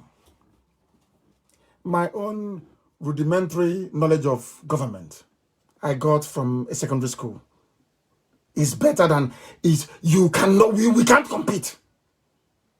And I will tell you why. If your child is studying political science, withdraw them from Nigerian university, because it's a very useless place. You are going to make them more foolish than they are, as long as Al-Majri is in power. Ordinary chief of staff position. It's something that they're voting for. It's not election. Unbelievable. Unbelievable. And as I warned you before, how old is Abba Kyari? They said he's 67. I want that very picture to be posted, actually. They said he's 67. And how old is Buhari? 77, they claim. Of course, it's a lie. He's 77. Hey, unbelievable. 77. And everybody caught coronavirus, but not him. And you're telling me that Buhari is alive. Buhari had a major brain surgery. The man was a vegetable. He was incoherent. Didn't know if he was going or coming. That man that was a skeleton is now 40 years younger. That man that walked hand in hand with Abba Kyari, they sit together in the same meeting, did not catch coronavirus, no. But Abba Kyari has it. The rest of the cabal, they have it. El Rufai had it as well. Buratai has coronavirus. He's treating himself. He has it. He's now he managed to enter Niger Republic yesterday. He's there now, receiving treatment. He fled to another place by road, sending Air Force to throw bomb from the air when he's running on the ground, running to Niger Republic. I'm lying to all of you. Somebody who is 77 years old, with a history of medical condition, brain tumor, did not get corona. It is somebody who is 67 that got it. And El Rufai, I don't know how old he is. That midget, I don't know how old he is. And you're telling me you're reasonable. You're telling me you have brain and you can think. You're intelligent, yes? Intelligent. Hey, Zualamni, unbelievable. There is something called the laws of deduction. Everybody in Abba Kyari's office has tested positive for coronavirus, but not, you claim Buhari is there, but not Buhari. He is sick. And he doesn't wear a mask when he comes out. Hey, zoo. You're not zoo for nothing. Nigerians, I'm telling you, you are not zoo animals for nothing. Even animals can do better than this. Animals in a cage can do better. They have better reasoning than this. A president is 77 years old, you claim, has history of medical condition, had a brain tumor, by his own confession with his own mouth. Somebody who is 67 caught it, his closest friend, the person that sees him more than Aisha does, and he didn't get it. And the staff of this very man, Abba Kyari, his staff, they all have tested positive for it. Young men and women. A 77-year-old man on medication, on life support more or less, did not get it. Hey, Nigerians, you people, God should just come and wipe out the whole place. You people are useless, beyond belief. Useless to the core. More than useless. Nigerians are hopeless. everywhere. It has been confirmed by what they call presidential source. This is a Janjaweed newspaper. It's from the north. That all persons, everybody that met Abakari is in trouble. It is here. And you're telling me it's a 77. Baba go slow. Baba is going slow. Hey, zoo. Hey, zoo. Unbelievable. Nigeria is a joke, honestly speaking. A very big joke. And the people are suffering. They went and brought in the Chinese to take care of their government for them. So America cannot tell them what to do. And maybe Ahmed or whoever. You know, there's a tussle. Today they announce it's King Gibe. Tomorrow they announce it's Ahmed. The other one they want to Marawa. You understand what is happening now, don't you? They cannot decide. But they have one thing in common. They don't want the world to know through their squabbling that there is nobody there. That's why it seems as if there is some form of a ceasefire, an agreement. Whoever you put there as the chief of staff is now going to be the de facto president because you don't have a president. Nigerians, you do not have a president. I'm Nnamdi Kanu from Isama Faruku Kanam Asu Igbo. Asu Yofuma. Asu Beke Asu Yofuma. So you know it's me talking. Ask that thing in Asorok. You claim it's Buhari to stand up. I remember one village in Katsina. One village only. He cannot. You are all busy deceiving yourselves. And that was what the Chinese saw and said, these are idiots. Let's go and take everything from them. These are idiots. I went to school. I studied at Toronto. I went to Harvard. I was at Harvard. If this is how people that went to Harvard behave, my children will not go to Harvard. I'm telling you the truth. It's this complete disgrace. Nigerians and that useless country, Nigeria, is an abomination before man and before God. The way they reason is sickening. Sickening is sickens. I'm telling you. You are in the middle of a pandemic. If you're telling me in any country of this world, 150 people will die in one day, and the president will not speak? Are you people well? All of you that call yourself Nigerians, are you well? Are you sure your brains are correct? You have a president in a country, 150 people dead in one day, and no statement, no speech, no nothing. Hey, people should take it easy now. This level of stupidity is astonishing. And meanwhile, people are asking, why did Trump defund World Health Organization? You know, some of our people, they don't read between the lines, but here we do. That's one good thing about IPOB and radio. We read between the lines. Forget about the headline. We go underneath. It's just like people who are lazy, like Alamajiri and those 10K ERATs. You know, even in the money they pay the ERATs, they discriminate. If you're from the north, if you're an ERAT for Loreto Noche, you get 10K, 10,000 naira a week. If you're from the east, you get 3,000 naira a week. Go and join them if you want. It's free. They're paying, they're sharing money. It's like trader money, they're sharing it. For ERATs, you go and buy for 100 techno phone and you open Facebook account in a fake name and you start talking rubbish about Biafra. These are the criminals running the zoo. They went to China to go and bring Chinese to come and kill people. And now the result is there. Will you talk about it? The answer is no. Because you have no human empathy. You don't feel for other people. Until it affects you. Then you know how painful it is. Then start calling God and ask people to help you. But when others were in distress, you did not do anything. You did not flinch. Coronavirus is of animal origin, according to World Health Organization. They said it's not from the lab. I think you've heard it. From water. Now listen to what this man opened. A scientist. Listen to what he has to say. He's an African man from Ethiopia. Is it Eritrea? I don't know where he comes from. I don't know why we keep disgracing ourselves all over the world every time. African people. I don't know. I have no idea. Of course, Kofi Annan served with distinction.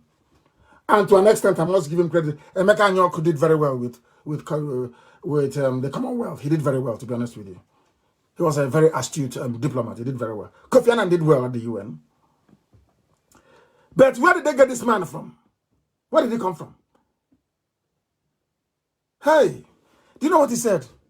When they asked him, how do you know it did not come from the lab? Listen to his answer. World Health Organization. Listen to the answer. It is probable, likely, this is a direct quote of this man, Fadela Chaib, not Gabriel Watt, not that one. This is Chaib.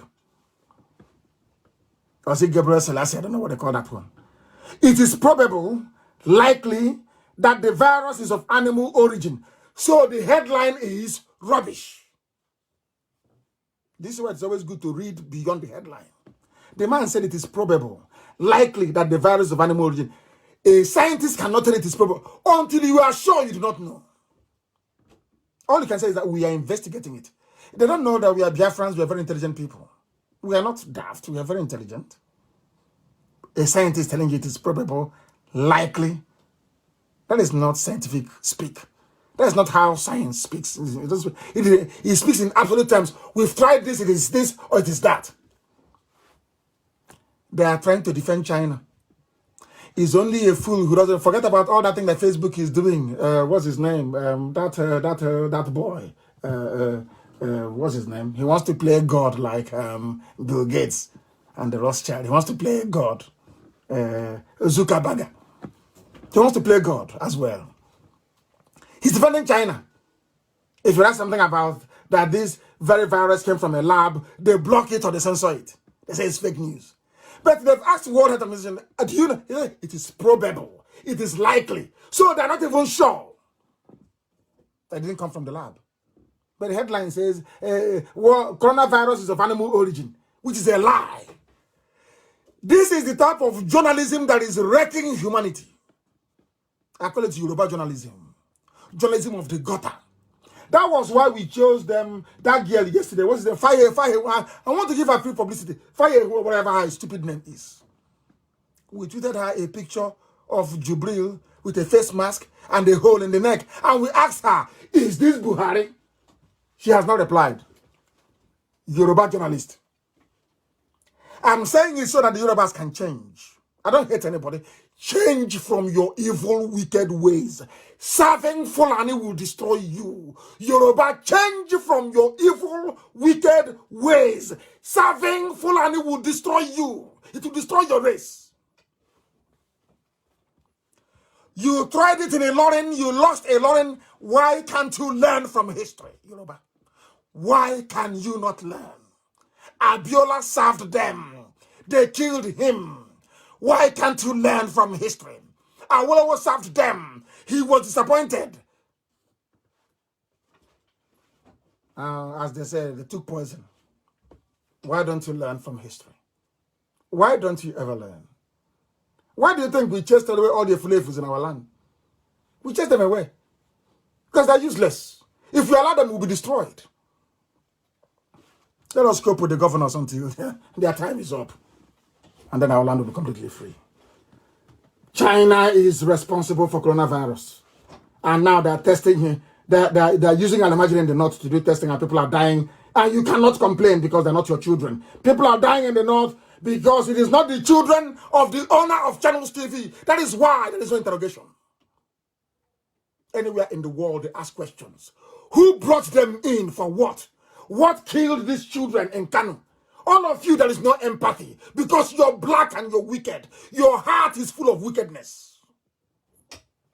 And you ask me, why do I want to be Biafra? Why would I live with evil people like you? You people are evil. Children are dying in Kanu. Children, little children. They may grow up to be terrorists tomorrow. That is their business. But they are little children on the streets and they are dying. And nobody's asking questions. It is that same people, that same man from Biafra that has no business with children in Kanu that is talking about them. And you're a Nigerian. You're a proud Nigerian. Stupid set of idiots all over the place. This behavior of going to bring the Chinese. This behavior of wanting to people that hate us to bring them to solve our problem is the reason why black people were enslaved. Is the reason we are the architect of our misfortune. That Africa is poor is because of Africans. The way we reason is horrible. Horrible, horrible, horrible. Black people must change. Those who are in the zoo called Nigeria, you must change and reason. That is the only way you can accomplish anything in your life. The whole of Africa was conquered by only 2,000 Europeans. Only 2,000. Overwhelmed 20 million people. Why? Because when they come in and they want to enslave you, they go to one village, they convince that village will help them to enslave other people. Some of you don't know this. That when Lugard came to West Africa, he first stopped in Ghana. You don't know this. He formed an army called the West Africa Frontier Force. This army was essentially staffed by Ghanaians. They trained them and they staffed them. They used them to go and conquer other African people. Black. And tomorrow one idiot will come out and tell me, let Africa unite. Damn me. Hey! Lugard came. There were about 29 of them that came, senior officers, on the ship that he came with. They stopped in Ghana. Recruited Ghanaians to help them expand their territory in West Africa. That is the mindset of African people. And I will tell you where this thing ties in, and you must listen very carefully, please. Very, very carefully. Black people, because of our inferiority complex, anything a white man does is good. Anything blacks do is bad. Some of you are defending Nigeria, not because Nigeria, is worthy of any defense. You are defending Nigeria because it was created by a white man. That is all.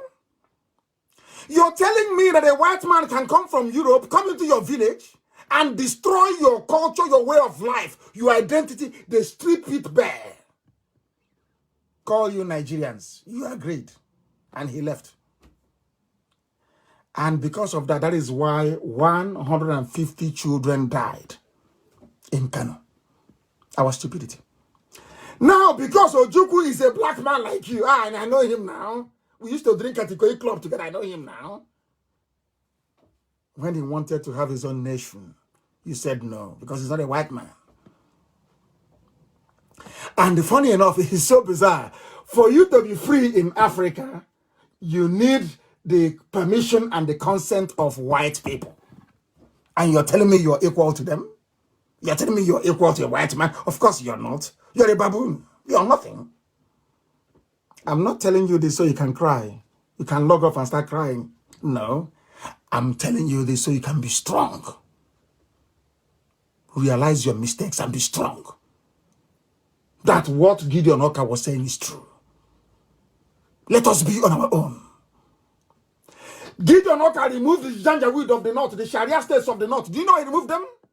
Because in the south, people can reason together. Reason can prevail. And unless a nation decides to reason, you can never, ever be developed. Understand it very well. Only 2,000 Europeans conquered the whole of Africa. And some of you don't even know that our name wasn't even Africa. And it's a lecture for another day. You see that our name Biafra? People don't know this. You see Biafra? Savida said it's from Portugal. It's older than Portugal. Afar region, Afar, AFAR. That underpins this very name that Afrikaners adopted. That you find in Ethiopia, and it's a very simple assignment. The name of Africa, this continent that you see called Africa, its proper name is Ethiopia, if you don't know. Biafrans, some migrated, the house of Manasseh, the last set that came, the house of Manasseh, they came via Ethiopia, from the same Afar region. So when I tell you we're ancient people, I know what I'm talking about. Go and do your research. After going around in circles, you come down to what I tell you that is the truth. Do you know that? Africa, that's not the name. The name is Ethiopia. Because the Europeans did not want you to have any connection to your land. And of course, the new version that they brought out and said is they incorporated the Afar name, AFAR, from where Biafra was derived. Of course, it gave me a lot of joy. When I tell you we're ancient people, I know what I'm talking about. If you have any contrary view or opinion, let me know. You let me know. Let me know. Look at the people that brought in the Chinese. That is a news item. You have seen it. You know what I find very bizarre is that white people in Western Europe are more concerned about racism, the Chinese racism against black people than black people in Nigeria. I don't get it. White people are more concerned about the treatment that blacks are getting in China more than black people in Nigeria. And that was where you went to and brought people and claimed that they are doctors, they're experimenting on you.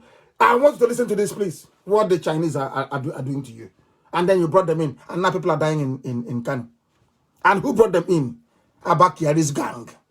They were, hey, he's a King Gibe. King Gibe is a nice man. Inshallah, he'll be chief of staff. Can you believe such rubbish? These are the idiots that brought in the Chinese that are now killing you. And these are Chinese that are calling you all sorts of names. If I call you the same name, you start crying and complaining. Because I'm not Chinese. I'm not Chinese, am I? I'm not white. Let's try and see if we can listen to what I'm saying. Are distancing the government from a commercial that's been widely condemned A commercial. as racist. The ad for a laundry detergent shows an African man's black color being washed off. In China. His foreign ministry says the commercial has not affected relations with African governments. How can it affect it? CCTV's Rowie Rettenberg reports. Are you listening?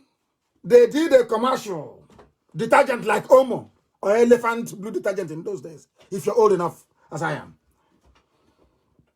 If you use that, detergent to wash your clothes in China, it will be as white as new. If you use that soap to wash a black person, they'll become white. Pure racist commercial. And you know what the Chinese government said? They're not even admonishing the company for doing it. They said, no, don't worry. This doesn't matter. We still have good relations with Africa. And the same people who are responsible for this, you call them leaders. That is what I don't understand about black people. The same people now in Asorok, responsible for bringing these races in. You call them leaders. You call them our leaders. And I'm asking you, are you sure you're well? Are you sure your brain is okay? Unbelievable. Unbelievable. Our stupidity is too much now. Hey, come on. Let's be fair. Our ignorance is just is astonishing. It shouldn't continue. Should not continue. And cannot continue. Cannot continue. Honestly speaking. Throughout history, we African people, we have always been the architect of our misfortune. People say, but tell us the way forward. That's what we're telling you. Freedom is the way forward. Freedom for everybody, including Alamajiri. Freedom for everybody. Revolution is the way forward. There's no other way. How can you solve this problem? They asked Funtua. He said it's an insult to ask me to become the chief of staff because he stole money when he was in MPN with Fujro to fund his own. Basically, his construction firm is Fujro. You know how much they stole? Ibrahim Taher, Maradiko. These are Fulani men. They stole billions. That idiots fighting corruption, and you believe them. That's how sad your lives are. Very, very sad indeed. And the Chinese, they have come to Anambra. They have come to Biafra land. They were sharing Indomie. Very dangerous Indomie. I have the clip and I want it to be played. It's in Igbo language, so I will not bother our international audience with it. You can see the video very clearly. Very, very clearly. They came, said there is no Indomie in it. It is to contaminate and to poison. They have seen the foolishness of a black man. They have come in to kill off everybody because we are daft. They disgrace you. They hunt. They beat you to death on the streets. You went there still say, come. Why? Because instead of these criminals, these Fulani criminals to stand up and say, Buhari is no more, let Osibanjo take over. Even the Yorubas to even move and say, Osibanjo should be the president of Nigeria now. Out of fear and cowardice. Fear and cowardice. What Dora Akunyili did. Of course, she paid with her life, but that is what comes with public service. Had they succeeded in killing me when they come to my house, I won't be here today. That is what I have chosen to do. Public service. And I asked them, I ask all of you listening, Yoruba, why are you not asking about Jemius? Why are you not asking after him? Why? You are afraid of Fulani, what they will do to you? You are scared. Sorry. You are scared. You are scared. When it comes to IPOB and Biafra, you have strength. And that is what defeat does to people's psyche. You know, the defeat and the seizure of a Lauren damaged Yoruba psyche. It damaged the Yoruba self-confidence and psyche. It's not something it's not about grammar and shouting. It's pretense. You can't do anything. They're holding you hostage. You can't do nothing. The Osibanjo is missing. Nobody wants to ask after him. He is supposed to be the president. And they're holding him just like a coup. They're holding him until he agrees to whoever is the chief of staff to be loyal. And in the process, I hope he recovers from coronavirus as well. They want to kill him off. Him and Femi Additional. They don't trust them. That is the truth. That is the truth. It was it was Romans that named us Africa. The same way the British came and named you Nigeria. The same way today the Chinese came and they're experimenting with you. Inferiority complex. Inferiority complex. I tell you the truth, you will not like it, but eventually when you go back home, you sleep on it, you think about it, tomorrow morning you will tell me that Nnamdi Kanu, you're right. You're saying, I don't hate you. I am simply telling you the truth, the way it is, that you may be able to change. That you may be able to change because Aso Rock is empty. There is nobody there. There is nobody there, and it's about time we will continue to ask this very question. IPOB will keep on tweeting. We will continue to ask this question until everybody in fact, maybe that's why they're treating us very badly in China anyway. They are treating us badly because they know that the people don't reason very well. I said they will start spitting in, even if you spit in their face abroad, they will still not even make the connection. They cannot make the connection. Unbelievable. Osibanjo is under hostage. They are holding him, and Yoruba cannot talk. He's to come out and be telling me who should be the chief of staff. It's up to Buhari. Which Yoruba media, which Buhari? Is it the Buhari with a hole in his neck? Can't you answer a simple question? You ask me a question and I answer. Why is it that when I ask people a question, you cannot answer? Which Buhari is in Aso Rock? I'm asking Yoruba media. It is a prerogative to choose. Is it the one with the hole in the neck? And to Alamajiri, I'm asking you, that hole in the neck, what is it for? He breathes with it? Or he eats with it? Or what? Or when he meets Aisha in Zawza's room, what does he do with the hole in his neck? Oh dear me. Zoo. Legendary Zoological Republic. I have never seen a collection of more idiotic people anywhere on earth. And the worst is that they claim they know. If you see them, they are so loud and useless. They claim they know. They know nothing. They are cowards. They can't do nothing. Nothing. They can't. Can't do nothing. It's only to be on social media yapping rubbish, as always. Talking absolute nonsense. Absolute nonsense. Where is Nigeria's president? You claim you're in Aso Rock. How come 150 people are dead in Kanu you did not speak? How come you cannot allow your governors to come to see you? How come you don't come outside? Journalists cannot go in. You cannot come outside and you're president. Where in this world does that rubbish happen? Under democracy. Where, I'm asking you. You claim you're Nigerians. Where? Give me an example. Because Fulani, no wonder they started with this Miet Yala, these terror groups, bandits, to spread fear. There is fear everywhere. And unfortunately, those that hold the media, after Yoruba media relocate to Ghana, maybe to the Republic, I'm writing from there. Your cowardice, it stinks. People are cowards. I hate cowards. So you didn't see me in the law court? I was in a court of law inside Abuja and I called Buhari a madman. You didn't see it? Sometimes you pretend you don't see all those, you don't see them. You ran away. He's a coward.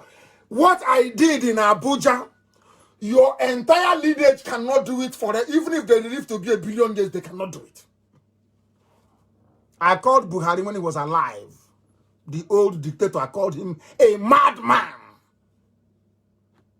Inside court number 4 in Abuja.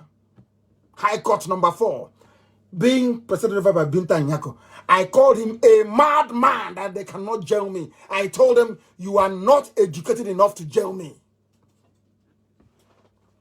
When I told them I'm going back to Abuja with 2 million men, they came to kill me.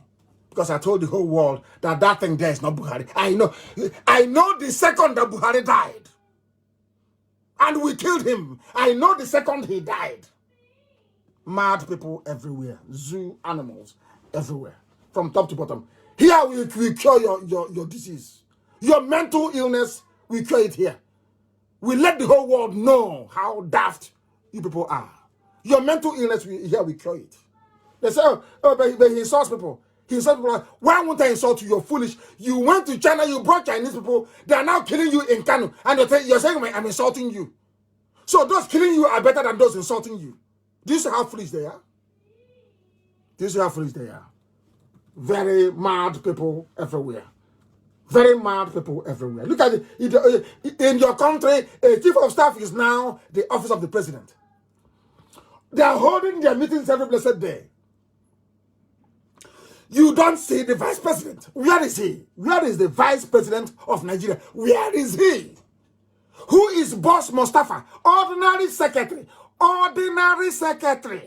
to government is the one making policy pronouncements. Hey!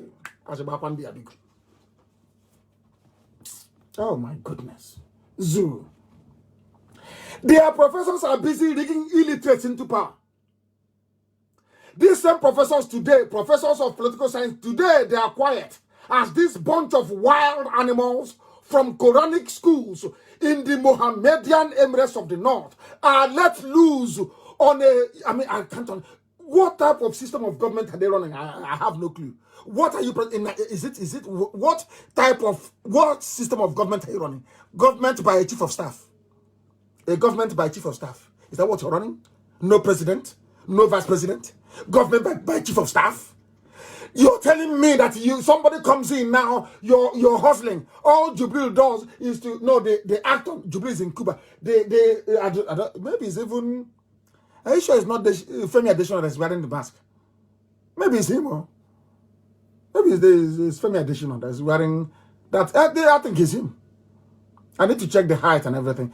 I'm asking our M branch to try and find out. Is it Femi Adesina that is wearing that mask? Maybe it's him. I think it's him now. Because if you come on duty, they give it to you, you can wear it. And take pictures. You people don't know what is happening in Abuja, do you? You have no clue. You have no idea. I feel sorry for you people. I feel sorry for you. When Lugard came, he called it the Mohammedan Emirates of the North. Their name was not Northern Nigeria, not Arewa. Mohammedan Emirates of the North. Very dumb people.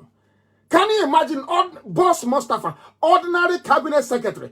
His job is to take minutes during meeting. He is now in front of Channels TV making political making policy statements. Ordinary cabinet secretary. Hey, oh my goodness me. My goodness me. Do you see why I call Nigerians animals? Do you see that those monkeys in a gown you call dumb and professors, do you see how foolish they are? Have you seen how useless they have made your lives? You call them dumb. Have you seen how foolish they have rendered your lives? You are a don. University of Abuja, they have political science. They have professors there. Dear professor, are you telling me that ordinary secretary to a cabinet can come out and begin telling their country about government policy? Are you telling me that? Oh dear. Oh dear me. Oh dear me. Where on earth, in any democracy, did you hear that a lowly, non-elected, non-constitutionally recognized position as that of a government scribe, somebody who writes, is brought out in front of the people as the spokesperson of the government? Not to talk of making policy pronouncements unbelievable. What does this tell you? That there is nobody in Asorok. It tells you there is nobody inside Asorok. It is empty. There is no Buhari. He is in Saudi Arabia in a shallow grave. As shallow as the one they threw somebody in and claimed it was Abakari. Instead of Yoruba media to investigate, they are busy propagating evil. Let us look at some of your intellectuals, because they are part of the problem of the zoo. You're so-called done. If you have any paper saying graduate of political, go and burn it tonight. Go and rip it up. Because before you become as foolish as that certificate. Let me tell you what is happening in the zoo. I want to examine the academic dons, the so-called intellectuals, and heaven knows what other title they have. We must ask them tonight, are you the people that taught all this alamajiri and your fellow Nigerians how to reason upside down? Are you responsible for it? Lecturers. Maybe it's sex for grade, isn't it? Are you the people that propagated the notion that a chief of staff is a powerful position? Who told you that? From where? Which textbook? Which government? Where on earth a chief of staff is powerful? Who told you? From where? Until today, nobody has told me who the chief of staff to Obasanjo is. If they're powerful, why don't we know them? But we know some ministers from that era. If they are powerful, how come somebody hasn't come out to say, I'm an elder statesman, I was chief of staff to Shagari? Do you know the secretary to the government under Shagari? Do you know were they powerful? Because if they are powerful, we would have known. We have about Second Republic minister, Second Republic lawmaker. Have you ever heard of Second Republic chief of staff to the president? That is to tell you it is an insignificant position. Insignificant. It doesn't have any weight. But they are the ones going to Germany to go and negotiate, to bring light to you. And they're the ones that went to negotiate with Siemens.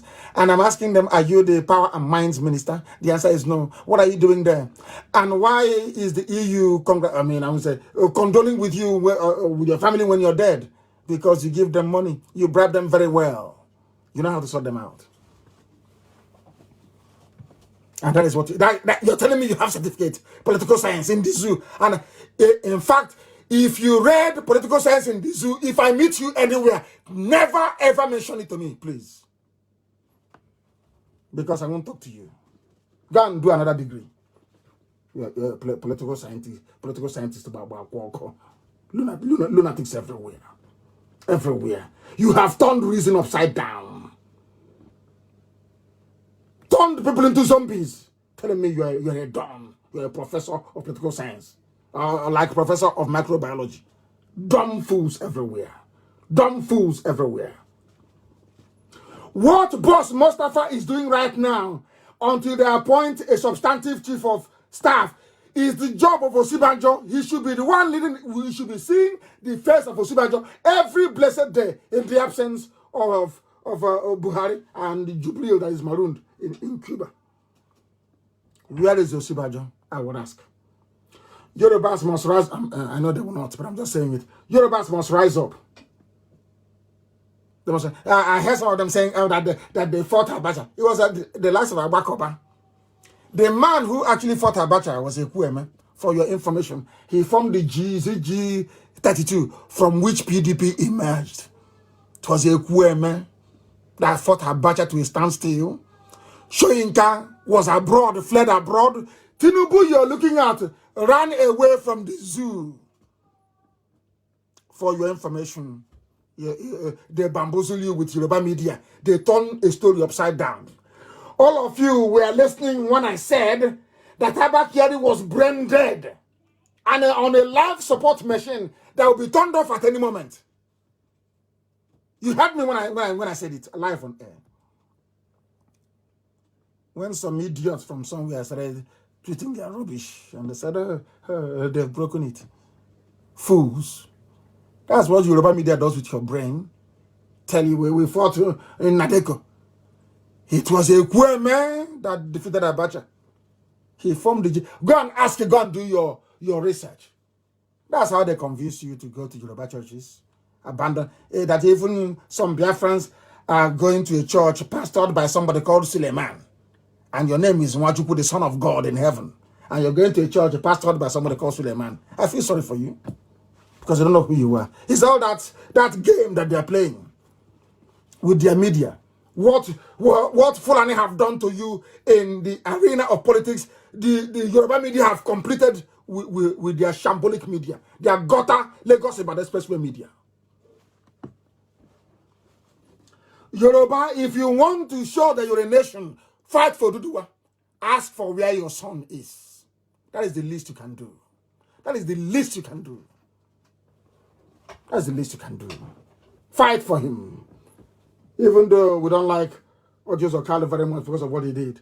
Are we not fighting for him? Because if you're saying you want to jail people who are corrupt, jail everybody. In front of our eyes, Koro, in front of our eyes, 13.9 billion naira meant for Asoro Clinic disappeared. In front of they call it Koro Eye. Somebody, I know white people are listening. They'll say, what is Koro? Somebody should explain to them, please. In front of our eyes, 13.9 billion disappeared. 13.9 billion. Who was in charge? Abba Kyari. And some people are writing that Abba Kyari was a good man. Hey! 13.9 billion. And Dodges Okalo is in prison and you want me to keep quiet? You want Olufemitu is there? You want me to keep quiet? They must come out. They must come out. They must come out. They must. Until you go and jail the person that ate 13.9 billion meant for Asoro Clinic. And why is Yoruba media not writing about it?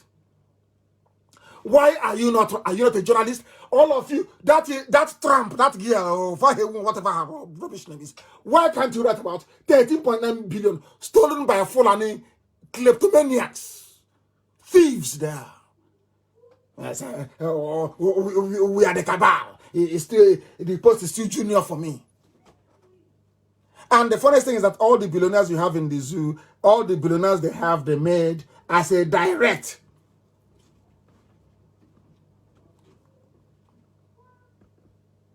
input from oil sales, isn't it? That's how they make their money, all of them. From Alakija to Dangote is a money launderer. He launders money for them. Who doesn't know? Which billionaire do you have in the zoo that you have is that directly attributable to oil? Isn't it? Obasanjo was there, gave his license to everybody, gave it to his brother Adenuga. Every day, keep sharing it. That is why every time they rock the Fulani, they have this alliance. You're going to lose Yoruba land. What happened in London is going to happen everywhere. But they cannot succeed in Biafra land. You see what they're doing in Ohafia and everywhere else. In Ungwa today as well, we've seen all of that rubbish. And they know one day we'll rise up. And everything that they do, I remind the world what they're doing. So any day we'll rise up. You won't come and be telling me your rubbish about secession. Because if I go to a meeting and a white person tells me about secession, I'll go there and I'll slap the idiot. I'm telling you the truth, I'll do it. Then I'll go to prison in the Western world. Because that's rubbish. Now that they are there killing people, you cannot see it.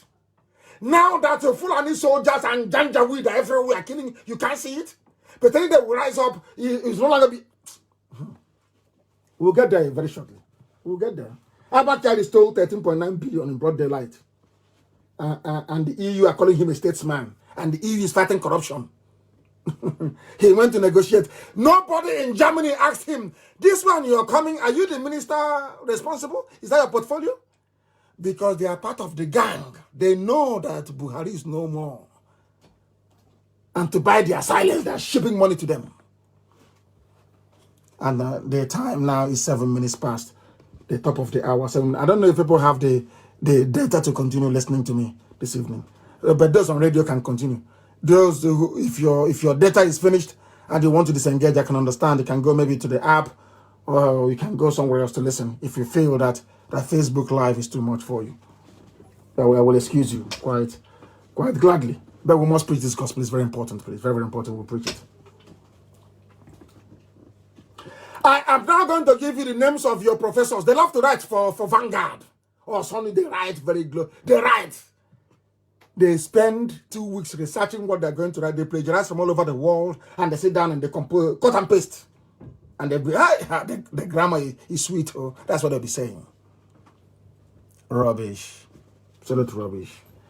That is a Professor Akinwande Bolaji Akinyemi, a professor. The former, is he still alive? I don't know if he's still alive or not. He's a professor, born in 1942. Prof. There's another professor, Joe Uche Angela Ogu, former foreign minister. I'm calling out their names. These are professors. Because I want you to go and ask them, please, dear professor, in which system of government is the chief of staff more powerful than the vice president? Please tell us. That's why I'm calling their names tonight. Shame them and disgrace them. So when they write their junk again for any newspaper, you know they're idiots. Once you say, I remember what a friend told me many years ago in London. He said, if he goes into a meeting and somebody says, I'm a professor and that person is a black man from Africa, he will punch him in the nose. Because they're useless. Honestly, they're just useless. There is coronavirus. You have professors of microbiology. Where are you? Your mates are abroad developing vaccine. You are at TVC studio talking rubbish about how you transmit the disease. Here we don't have pity for idiots. There is Professor Sherif Folarin of Convent University. He's the professor and head of the Department of Political Science and International Relations. Big title. And I'm asking him, I am asking this international relations man, where on this earth does ordinary secretary to the cabinet come out in front of the television to make policy pronouncements for the government? Where on earth have you seen that before? Where on earth have you seen it before? Where have you seen it? That is Professor Daniel Eseme Berevier.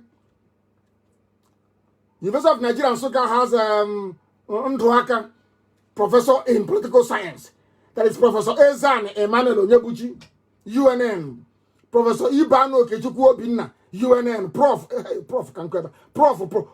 Professor Okolie Aloysius Michael Nabugu. There is Professor Anifo Woshe Francis Rem. If you don't call them professor, they will get upset. Oh? They get angry. Oh? I'm calling them to shame them. Answering professor for nothing. Wearing big gun for nothing. Causing heat and contributing to global warming by giving off excessive amount of carbon dioxide by wearing that rubbish that they wear and cover their heads with. Professor, my food. Professor Babalawe Gabriel Olatunde, but the funny thing is that there's no Almajiri here. Very, very sad indeed. They don't go to school. They do not go to school, do they? They don't go to school. Very funny people. Very funny people.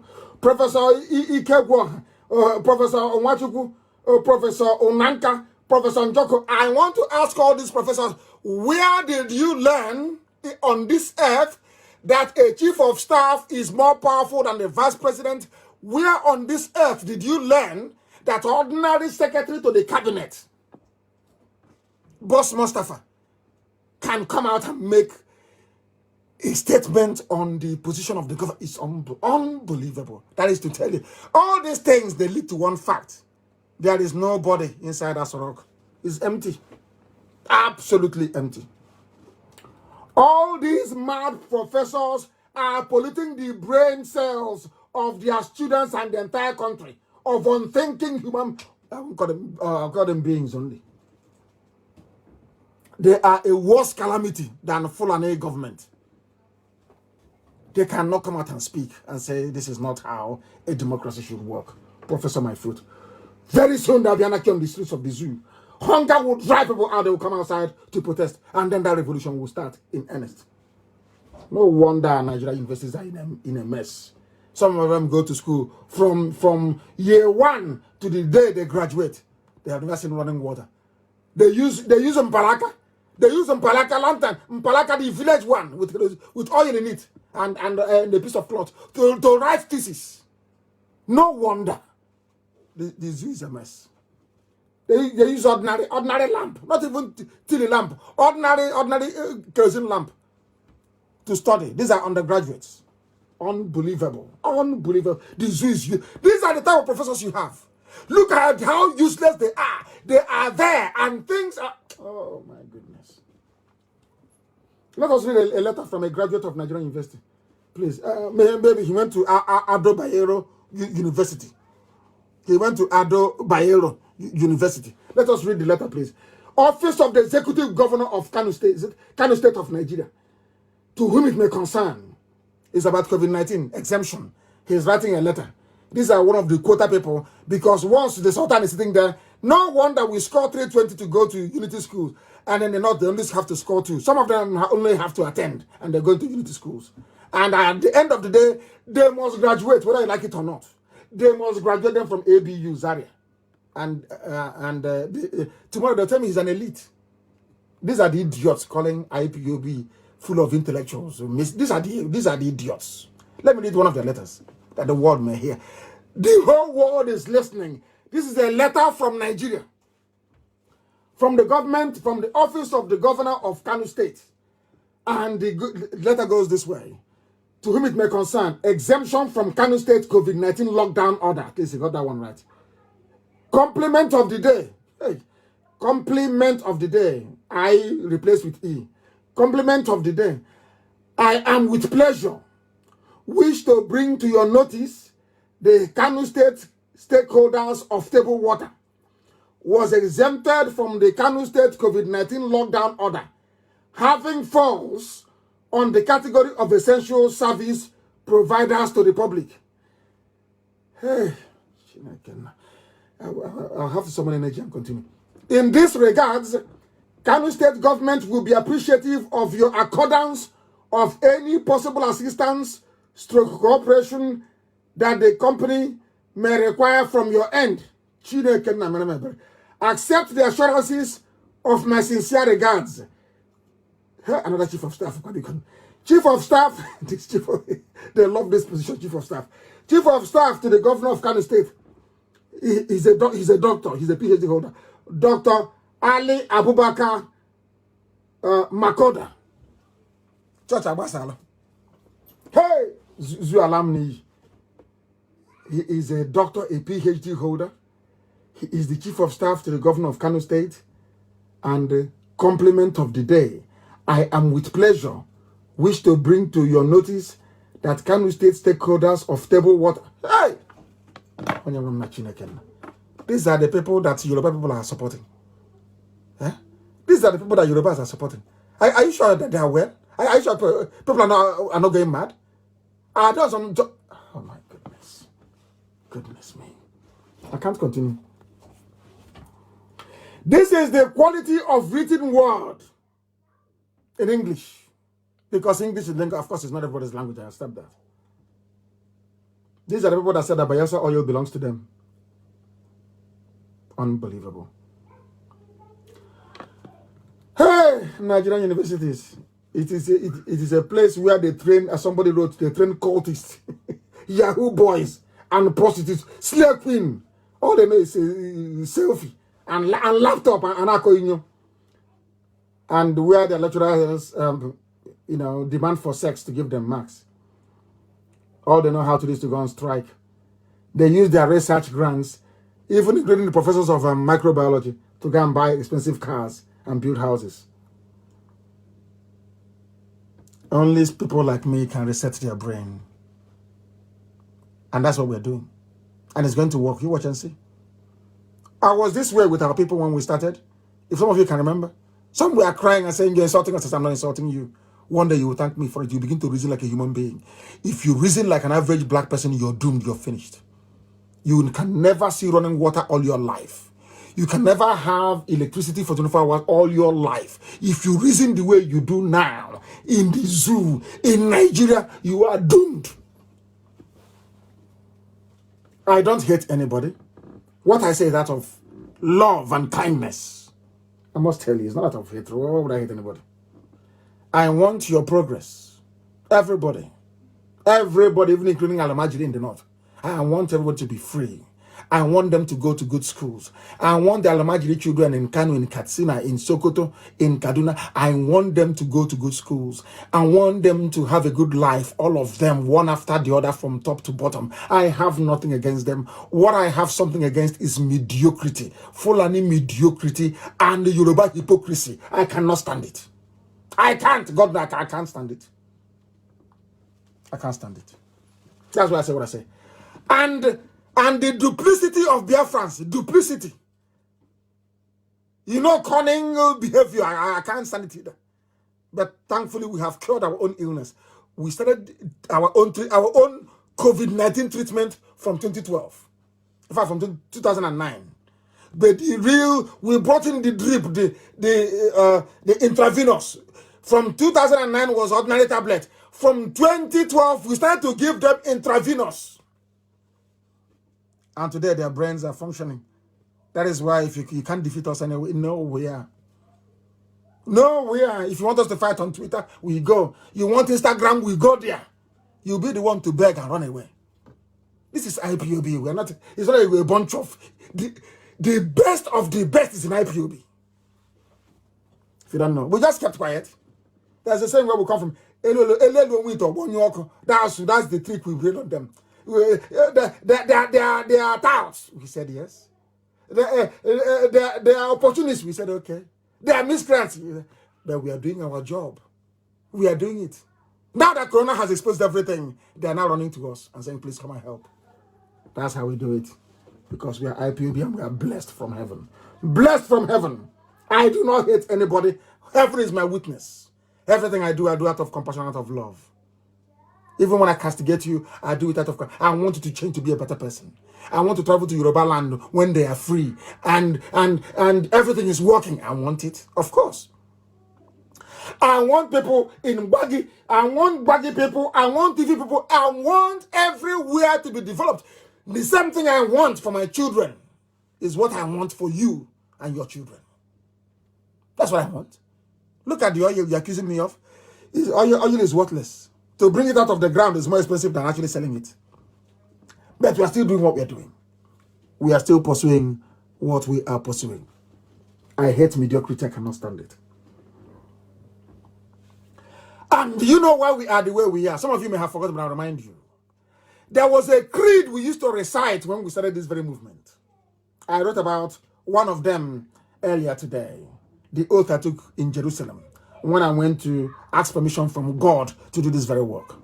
The oath I took before God. There is a creed we used to have, and I want to recite it for the whole world to hear. What we believe in, what we are pursuing, and why IPOB is undefeatable by any man. Only God cannot man. No man. Write it down. They said you was boasting as I am not boasting. I am telling you, nobody can stop IPOB. You cannot. In all that we do in IPOB, we have been guided by this very ancient creed of those that liberated the Temple of Solomon in Jerusalem from the Muslims. Understand it very clearly. I don't hate Muslims, I love them, but they have no business being in Jerusalem. They should be in Mecca and in Medina, not in Jerusalem. I know it's not a very clever thing to say, but it's the truth, and I'm saying it. You will love the Lord thy God with all thy heart. You must be without fear before your enemies. You must speak the truth always, even if it leads to your death. That is what we do. Always, it does. If you do wrong, we'll tell you. As EU supporting evil and criminality in the zoo, we are telling them. We speak the truth always, even if it leads to our death, we don't give a damn. We must help the poor and defend those who cannot defend themselves. That's what I do every day of my life. Defend the poor and those who cannot defend themselves. That God may love us. That's why IPOB is indestructible. These very 4 sentences that we recite in our heart that guides us. We don't have any babalawo. None. It's only this. Place everything before God in heaven. We are man, we are fallible. We are flesh. We are fallible, we know that. Nobody's perfect. I'm not perfect, God forbid. I'm not. Nobody is. But we are guided by this. We must remain without fear before our enemies. Always. And to speak the truth, even if it leads to our death. We must defend the poor and the helpless. It is your job in IPOB not to kidnap them. You must defend them. That is your job. That is what you swore to uphold. To help those who cannot help themselves. That is our motto. That is our creed. That's what we do. That's what we do. That's what we do. That is what we do. That is what we do. We have not finished. We have not finished. We are live and direct. We are going to tag people as we proceed. We are going to mount a Twitter campaign tonight and tomorrow morning. Hey, Chideke, my name. Of course, we will continue. We will burn Twitter down. Complete. To let all those eras know that they are not in the league of IPOB. You are not in our league.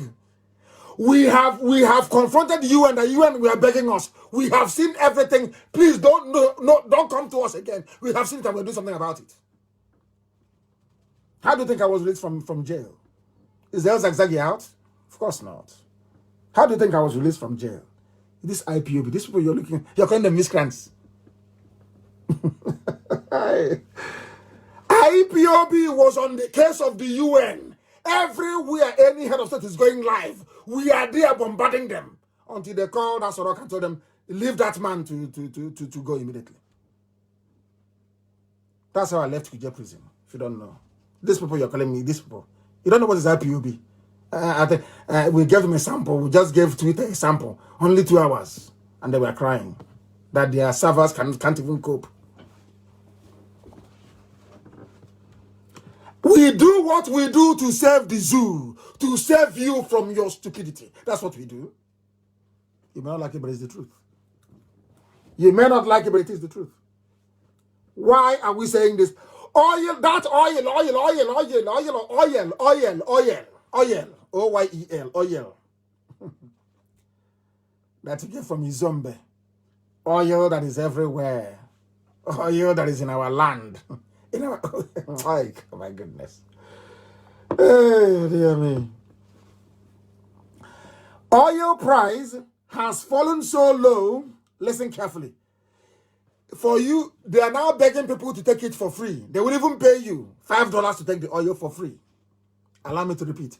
Oil, that oil you people love so much, that Buhari loves so much, and that Kiari, and all those Fulani illiterates, they love oil and gas. Hey, upstream, downstream, oil sector, that's all they love. That Abba Kiari family is in charge of.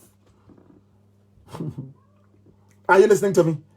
That oil now, a ship went out with oil and came back, nobody wanted to buy it. Are you aware of that? Are some of you actually aware of that? You don't know. For the first time in history, oil price has fallen, which is Bonnet Light, has fallen, that Nigeria is now begging people to offload it. They have now spent more money pushing this ship around, trying to look for a buyer, than the actual oil that is carrying to sell. Do you understand me? Do you know what they said? This is from CNN.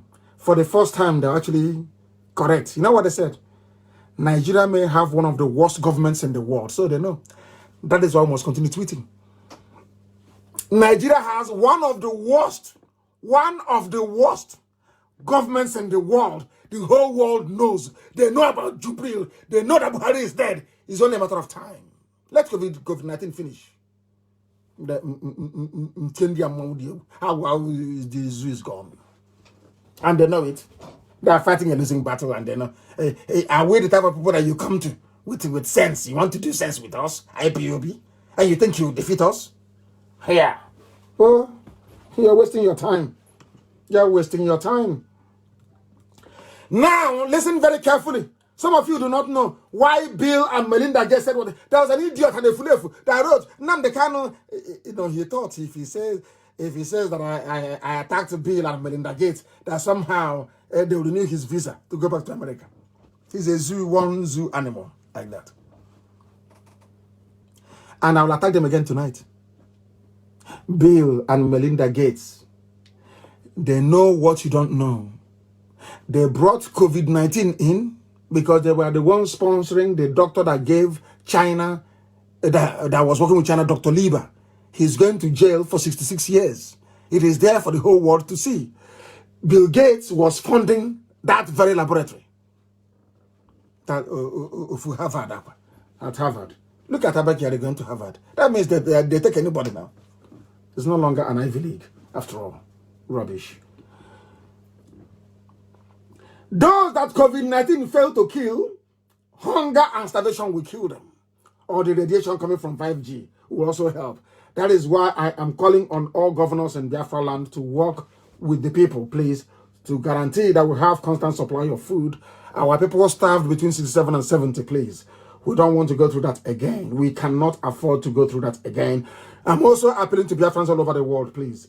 All over the world, please. Make sure you provide something for your village. I'm begging you. Make sure you provide something for your village all over the world. We cannot afford to go through starvation again.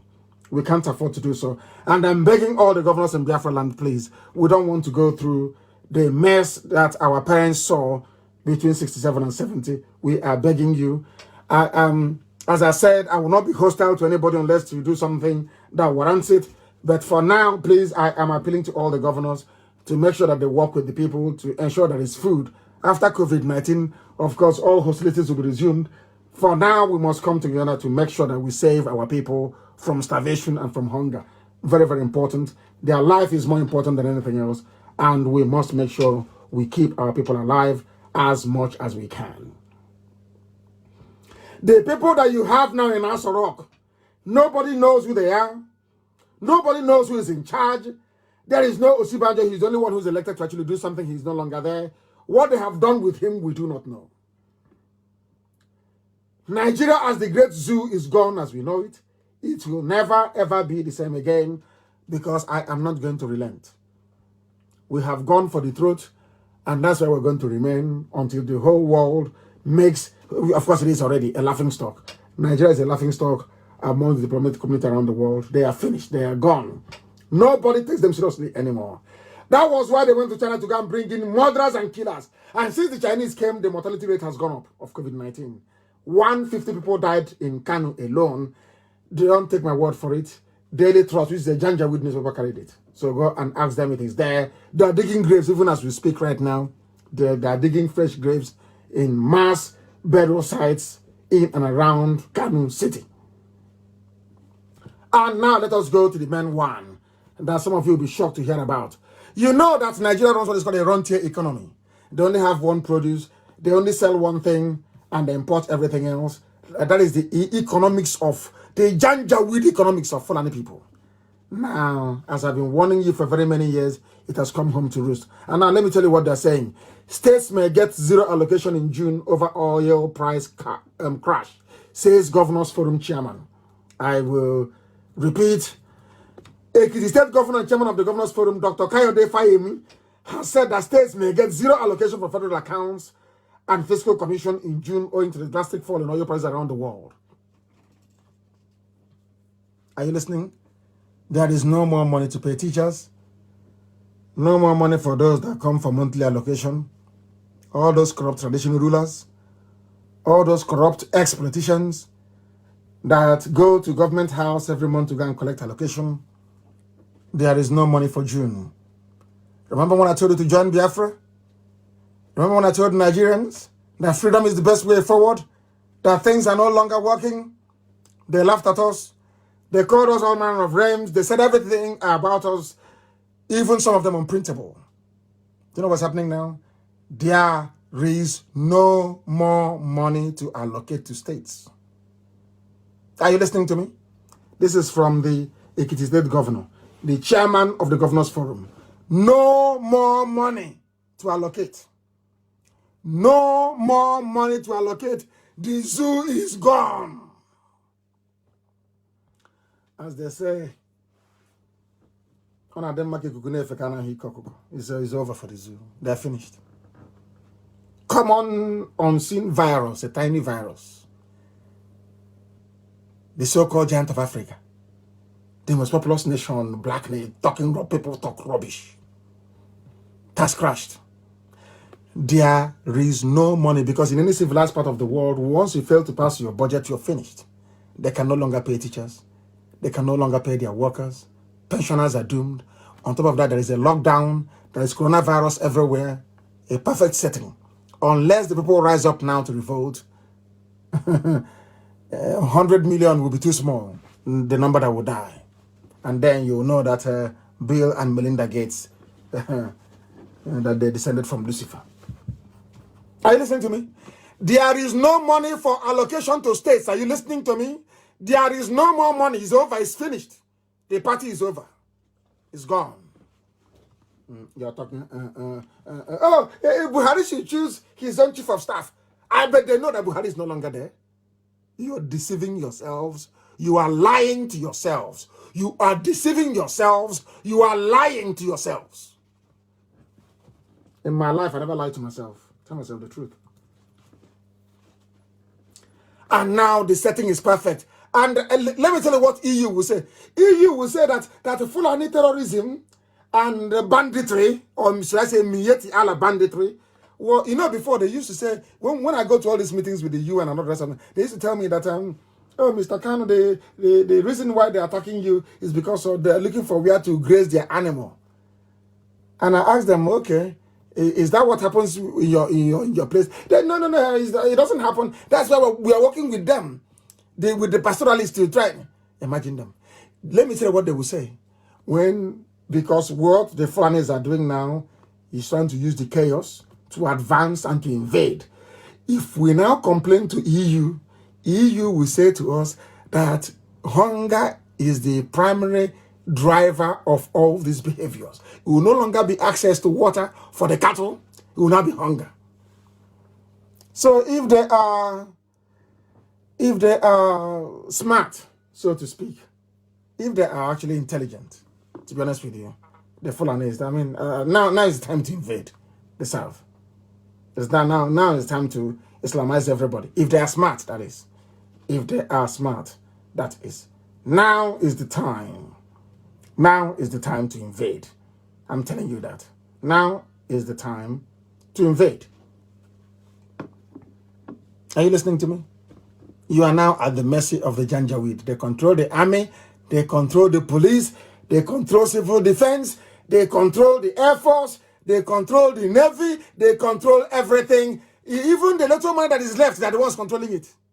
The ones that Abakari did not steal and his family, they're controlling it. And you know, people are hungry all over the world.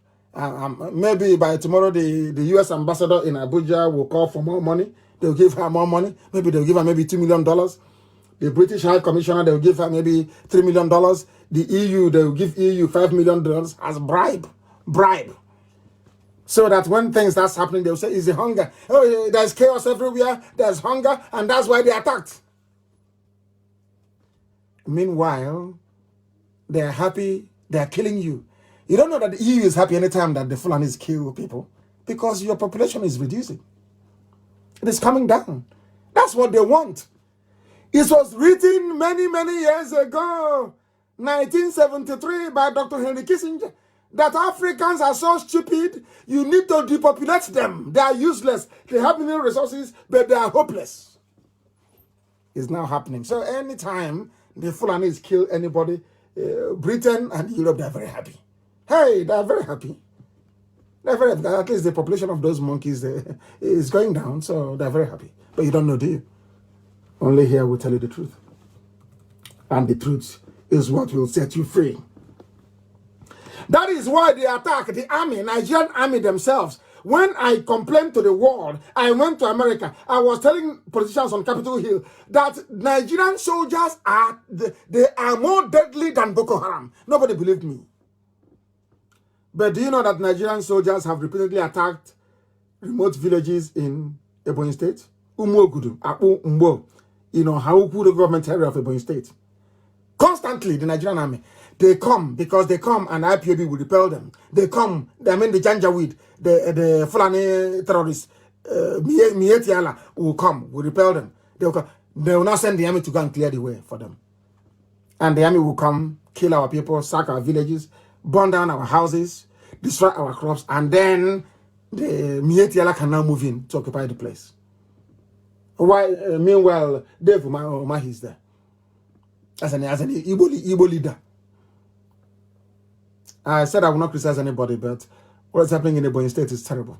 And when you go outside, and when I tell the EU that they're killing us in Ebonyi, they will say, oh, but it's that they're looking for water for their cattle to drink. A whole EU. They're looking for water for their cattle to drink.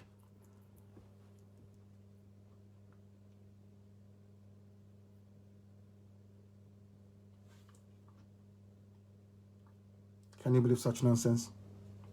Can you believe such nonsense? Army went to, we have a video of the place. It's shared online, it's everywhere. Army went to that very place and started killing people. Nigerian army. Now, they're not fighting Boko Haram, but they're in Ebonyi State killing people. As on one side, the Chinese are installing their 5G to radiators. We are fighting coronavirus also in Ebonyi State. The army is attacking us inside the same Ebonyi State. We are in one almighty mess. And should anything happen to us, you will hold World Igbo Congress responsible. You hold them responsible. When I told you in 2015, we need guns and we need bullets to defend our land, they said, no, you're a warmonger. The Fulanis are coming. They have bribed the EU. All EU will say is they're looking for is hunger. And there's hunger everywhere. They will not blame the Fulani Janjaweed oligarchy for impoverishing the country. They will never blame them. They say, oh, there's hunger everywhere. There's hunger everywhere. Watch and see what they will say. Fulani have come to take over the South.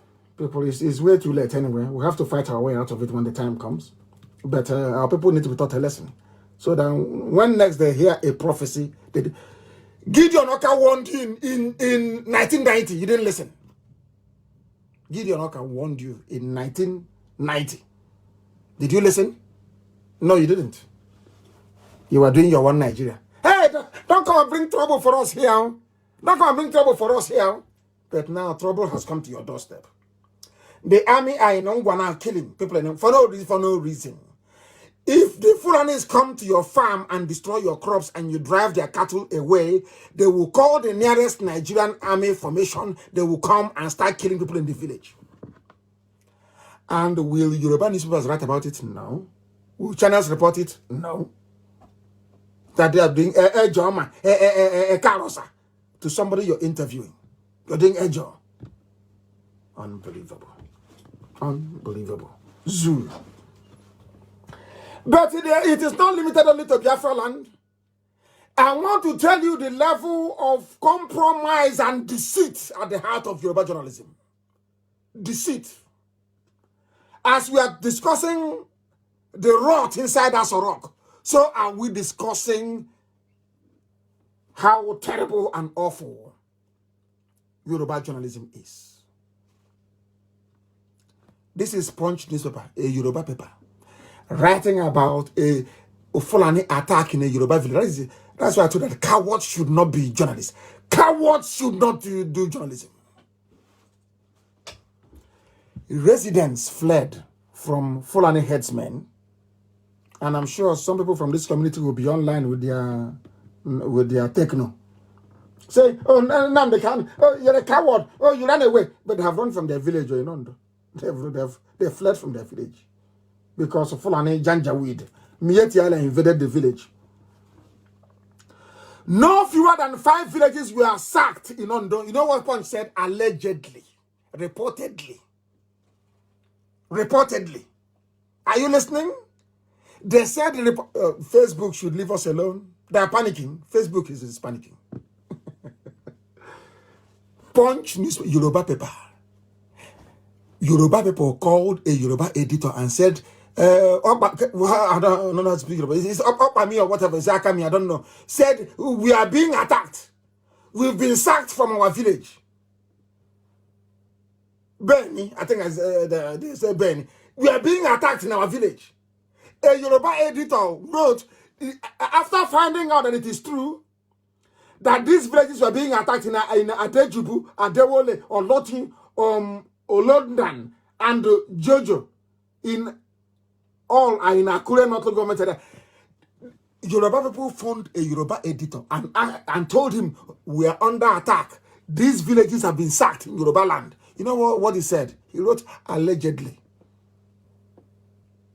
Allegedly. We are reportedly sacked. But let one Fulani, let one Mieti Allah terrorist fall in the encounter. You see them.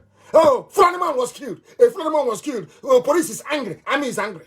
That is the zoo you're in. That is why I call Nigeria a zoo. That is the zoo that you're living in. And I'm not more about here in the spirit. I must preach this gospel. I have to. I know for some of you it's a drain on your data, but I have to preach it. I have to. I have to. This was the reason why 30 years ago, Gideon Oka warned you, they are coming. They are now killing in Ebonyi. They are killing in Ondo. They are sacking villages in Benue. Everywhere is under siege. The army and the police are at the disposal of Mieti Allah. Mieti Allah control them. These are terrorists. All of them terrorists from police down. Everybody in the zoo. In the zoo. What Gideon Oka did is a kind of Biafra that he was looking for. Said to leave the Janjaweed to go. You people are deaf and dumb. You are deaf and you are dumb, all of you. Leave the corn now north to go. The Sharia north, leave them to go. But you won't listen. Look at where you are now. They run the economy down, flatten everything. There is no investment. Nothing is working as parochial.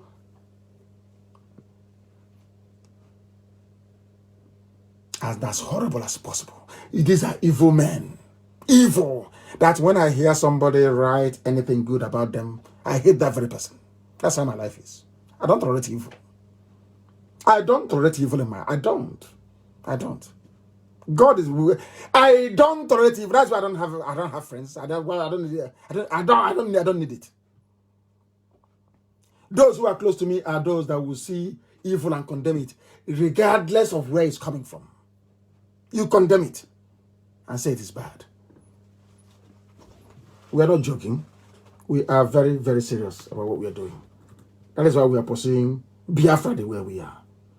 I don't want to bore you this evening with additional videos of what people are saying about Africa, because it won't affect you, will it? Even if they are slaughtering you in China, you will still go to that China, even bring in the person doing the killing and ask him to come to Asarok and help you out. Because you have no president. You're telling him that the Buhari we used to know will be alive and people are dying and he will keep quiet? His favorite Alamajiri will be dying in Kano and he keep quiet. Is that what you're telling me? Buhari? The old Buhari we used to know? And Yoruba journalists, they see all these things with their 2 eyes. But because of ambition, and let us get one over the evil, you are supporting evil. That evil is not in Ondo. It's in Oyo. The same evil that took Ilorin from you, it has come again. I'm not asking anybody to work with us, but if you don't work with us, you're doomed. You're finished. And why won't they kill us all off? Nigeria was created to not to make you a human being, but to enslave you. That is why people are fighting to preserve one Nigeria, a product of a white man. I can't understand black people. I can't understand black people, for goodness sake. Before 1914, who were you before 1914? Hey, who were you? The Janjaweed, they think without, they are fighting for one Nigeria because they need access to the sea and they need access to the oil. That's all. The Yoruba can give access to the sea. And we can pipe oil to them. And that will be it. Those people, after all, they are related to people in Ilorin. Ilorin is an emirate. Ilorin is a Fulani emirate. So they are related. They can give them access to the sea if they want. What I'm saying is this. People will say, oh, but you're driving the Yorubas to embrace the Fulani. I say, I don't care who you embrace. But God in heaven said that Nigeria is over and it's over. You can't kill, you cannot. It's like Humpty Dumpty. It has fallen, the head has broken into pieces. You cannot patch it together again, it's gone. So as long as their worst mistake was to conceal the death of Buhari, that was the, oh my God, I serve is wonderful. And I told IPOB in 2014 that God said that he will use Buhari to give us Biafra. And I said it on air, live on air. And the day on the 17th of January 2017, Buhari died. As soon as that idiot came in June, was it June or July? Or was it August? July, he made that broadcast. I said, thank God in heaven. My parents are dead as a result of that assault. And my men have fallen as a result of that very assault. Many fell as a result of it. But Biafra is coming. For hiding the death of Buhari, the zoo is gone. Let me see the white man that will sit in front of me and tell me that what the Fulanis did is good. It's because of their cattle. Let me hear that rubbish. And then they will know. It's gone. It's the highest fraud of the century. The greatest fraud of all time.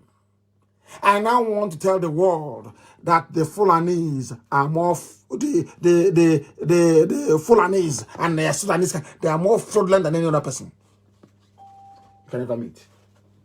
Very horrible, horrible people. Since before the death of Abba Kyari, have you heard from Junaid Mohammed again? Have you heard from Tanko Yakasai again? Have they criticized what they are doing? They claim to be the standard bearers of Arewa morality. Have they spoken? They claim they're educated. I call them Alamajiri education. Have they spoken? Have you heard from them? They are sharing money. They are looting. And all that Yoruba is doing is writing in support. Mr. President. Someone was saying, Mr. President, there is no president. Your son, Osibanjo, should be the president. You are so terrified. You are so scared. You cannot speak the truth. That's cowardice. You're calling him Buhari with that hole in his neck? With that hole in his neck, I ask you, the zoo has fallen. The zoo has fallen. And as they are looting, they are burning. As they are looting, they are burning. It's unbelievable. When I complain about Yoruba journalism, people don't understand. Let me tell you something. There are three things holding people in the zoo called Nigeria. One is ignorance. That's number one, ignorance. The ignorance of an average Nigerian is astonishing. One is ignorance. Second one is Fulani mediocrity. Janjaweedism. Janjaweedism. Fulani mediocrity. The third one is Yoruba media. Before God and man. Yoruba media has done more damage to the psyche of Nigeria than any other sector. They are evil, pure evil. And I will prove it to you. And I'm gonna post it. The very picture I sent you of different headlines of the same incident. I'll read it for you. You know they stole money from Jos CBN. They stole money from Jos CBN, Central Bank of Nigeria in Jos. As part of this Fulani, they are raiding the treasury because there's no money there. Fulani is stealing all out, looting right now. That's what they're doing. That's why there's no money to give to the states. Now let me tell you what's happening. They said they're burning everywhere. As they steal, they burn. Fulani. They were burning CBN office in Jos. Let me tell you what Yoruba media reported. First headline from Sahara Reporters. fire God's CBN office in Jos, which is correct. Second, Vanguard, that I used to respect and like so much. Vanguard of all people. No records destroyed in CBN Jos branch fire outbreak. Official. Are you listening? Are you listening? They never bothered to send any investigator, any reporter. Go and see if that building was burnt or not. They sat in their offices and said, no records were destroyed. They've not even told you if there was any fire at all or not. We'll continue. Pause. What did Pause report? Pause said, CBN, oh, not their reporter. And I keep asking them, don't you people have reporters? Can't your reporters go to where all this mayhem is taking place and file a report? They won't do it. They're in the offices, waiting for 4,600. CBN reports fire outbreak at Jos branch. They are relying on CBN. No? Exactly what that useless fake news CNN does. They no longer investigate. Now listen to this day newspaper. This day said, fire outbreak averted at CBN Jos branch. Hell! So there was a... Oh my goodness. The fire was about to take hold and it was averted. This is from a newspaper. Can you believe that? They're all in Abuja and in Lagos. They are all close to each other. You're telling me... My God. The damage that Yoruba newspapers, Yoruba media, channels, TV, or Punch, all this, the damage they are doing to your brains, they are worse than your professors. They are worse than... Do you see how the entire edifice of Nigeria, both education, listen, education, useless, media, useless, government, hopeless. Is it judiciary? There is no aspect of Nigeria that you have people who are normal running it.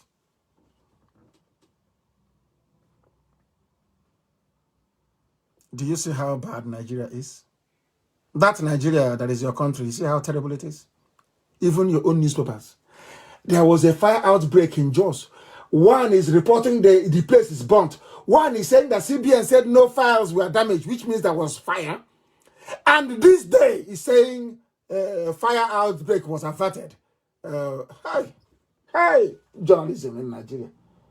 Oh my word, who did this to black people? Who did this to you, Yoruba media? Who did this? Must you be evil? Must you be evil? Must you be evil?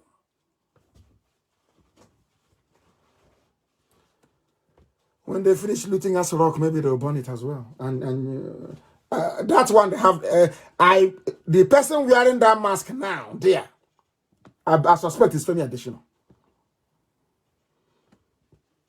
Because Jubril is in Cuba. I think Femi Additional is wearing that mask now. Because anybody can wear it. Anybody can wear the mask and wave and move your mouth as if you're talking. You mime. And these are intellectuals in Lagos. Intellectuals. Sophisticated morons. Sophisticated idiots. Sophisticated cowards. It makes me sick. I don't even know them and the Janjaweed, who I hate the most. Sophisticated idiots. You went to school. You can reason. You saw somebody with a hole in his neck. A hole in his neck. And you're saying that is Buhari. You people are evil. Evil. Evil people. It's Buhari. Okay, bring him out now. Yoruba media, bring out the Buhari you have in Asorok, bring him out. You know, you like to do a karoma. You do a karosa to him, bring him outside to interview him. Then your shame will be complete. You people should not be practicing journalism. You shouldn't practicing journalism. You should not. I'm telling you. At least if there's one thing I admire about the Fulani terrorists, is the fact that they never reward traitors. You see, as incompetent and as foolish as they are, you see all these cattle rearers, all these Isaiah Nda and King Gibe and Mamandara. You see Fulani Caliphate, they don't reward traitors. And I want to prove it to you tonight. As horrible as they are, do you know that they refuse to give Baba Gana Kingibe the chief of staff position? Do you know why? Because they told him, you betrayed Abiola. You know this man ran with Abiola for office. This man he collected money from Abacha and abandoned Abiola's campaign to reclaim his mandate. Do you know they reminded him 3 days ago? He will be shocked how I know this. They reminded him 3 days ago. You betrayed, of course, Abiola is a Yoruba man, but you betrayed him. That goes to show that you are not a team player. You will also betray us. That was why they started pushing for Ahmed to take over. That was how King Gibe lost out. He'll be shocked now. Who told Nnamdi Kanu this? But we are everywhere. How do I know that you're having a meeting with the governors today? Our intelligence branch is called the M branch. There is nothing we don't know. Even before you carried out your attack, both in Ebonyi and in Ngwa, today we knew you were going to attack. And as you attack, so is the State Department. Everybody all over the world, they have every attack you make in Biafra land. Do you know what? Where we keep quiet and we give it to the world? So the day we'll commence our own, nobody will say that they are seceding. They will be the ones to open them out and say that they are fighting for their survival. Now you see the trick. You think you're brainy? We are IPOB now. We are too intelligent. Keep attacking us. Keep attacking and burning up. We have all the records. And the whole world, they have it. The day we commence our march to Sokoto, let me see the bastard from anywhere that will say that they're seceding. Then they will know how mad we are. Useless zoo. They told you, Baba Gana Kingibe, you're a traitor. We cannot have you. To represent Buhari. You cannot be the one to rule the country. Because that chief of staff is the ruler of Nigeria. Now, that's why they're not touting Ahmed. You think they don't know? And of course, Abiola was a thief. Who doesn't know that? Was Abiola not a criminal? Did you not listen to Fela? International thief, ITT contract that Abiola stole? When I say, they say he's insulting you, I'm not insulting you. Abiola was a thief. Who doesn't know that he was a criminal? He was doing Muslim funding everything that they were doing in the north. He thought they would give it to him. After what Abiola did for the north, they did not give it to him. Who is Tinubu? Who is he? They didn't give it to Awolowo. They didn't give it to our Abiola. Who are you? Who are you? It's me preaching Nnamdi Kanu. When I preach, I tell you the truth. You may not like it, but it's the truth. After all. The killing is so much that even the Christian Association of Nigeria, they have gone into quarantine. Have you heard from them again? Your Christian Association, they have collected money. But you go on Sunday, you give them tithe online. Pay 10%. And you don't ask them when Christ is coming. You don't contribute a dime to IPOB. You ask them, when is this your Biafra coming? When is it coming? But you go to mosque and you give whatever you have to your mom. You go and you give to your daddy GO, you give them money. They are preaching the kingdom of God, isn't it, every blessed day? Have you ever asked them, have you ever said to them, I will no longer pay title unless you tell me when Jesus is coming? You want to go and ease yourself in a place where the grass is taller than you. It's not done that way now. So we are too intelligent for all those idiots. Now, I can tell you. Ganduje, the same criminal in Kanu, the same Gandola that was taking dollars. All of a sudden, he's not corrupt too. But he was in a video stealing money.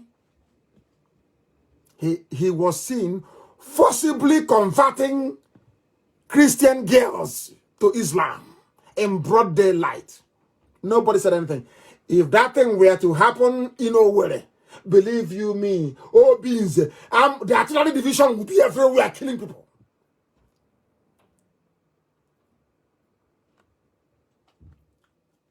Did the Christian Association of Nigeria say anything? Because they have bombed them to silence. That's the Fulani style intimidation. They tried the rubbish with me. I told them to piss off. I told them to go to hell. They have intimidated all of you. They are using Ilorin as a leverage over, a psychological leverage over the Yoruba race. A very proud, educated race. I don't know why they're even like that. They took Ilorin from them. And they're suppressing them. That is, if you want to know what happened to the Yorubas, look at the Christian Association of Nigeria. It's called emasculation. They squashed them through killing, bombings, and threats from the IG of police, from Buratai, that in broad daylight, Christian girls are being forcibly converted to Islam. Nobody can say anything except IPOB. That's Mazi Nnamdi Kanu. The people that say, oh, we are one Nigerians, we love Nigeria, leave our country, Nigeria. Have they said anything? Legendary zoological republic. We are their savior. We are saving them. You say in the north they hold their Juma prayers, they're doing everything they can. But in the south they are arresting pastors. A pastor had to bail himself with 1 million naira. With 1 million naira because they don't give a damn. Police commissioner is Islam. Police IG is Islam. Everybody's from Janjaweed from the north. Look at how they're holding you hostage. They are not up to 8% of the population. Look at how they're holding all of you hostage because of people in Yoruba land are cowards. That's why the only reason why Fulani is talking is because they're counting on Yoruba cowardice. That's all. They're counting on Yoruba cowardice. If Osibanjo were to be an Igbo man, I assure you, if Osibanjo were to be an Ijaw man, I assure you he will be the president of Nigeria. To hell with Fulani Janjaweed. To hell with them. But Yoruba, you are afraid. You are scared. You're frightened. Because they took a lot from you. Come out and be open. Don't hide behind the wishy-washy grammar. Be open. Why are you not asking for Osibanjo? Why, I ask you? Because you are afraid. Because you are scared of Fulani Janjaweed. But we are not afraid of them. And they know it. They know it. Zoo has fallen. There is no president. There is no vice president. There is nobody running the zoo. They have looted all the money. And you're there carrying your useless green, white, and green, whatever rubbish. Is it green, white, green flag? Talking rubbish online. You think I'll let them go scot-free? Tomorrow we go back on the tweet. The world, we are going to every major news outlet in Africa. I said they must know what is happening in the zoo. The world must know. I told them. When Prophet Ngila was telling you, negotiate now, you said no. He said, Nnamdi Kanu. I can stop them. They are thugs. They are miscreants. The man said, negotiate now. A time will come when you will want to negotiate as they are doing now. There will be no space for that. And that time is now. And the zoo has fallen. I can assure you, it can never, ever be the same again.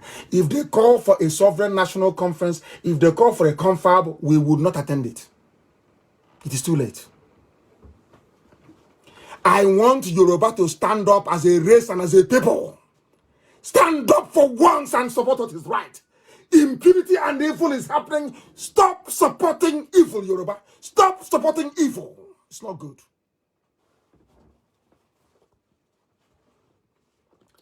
In Lagos, they take a pastor.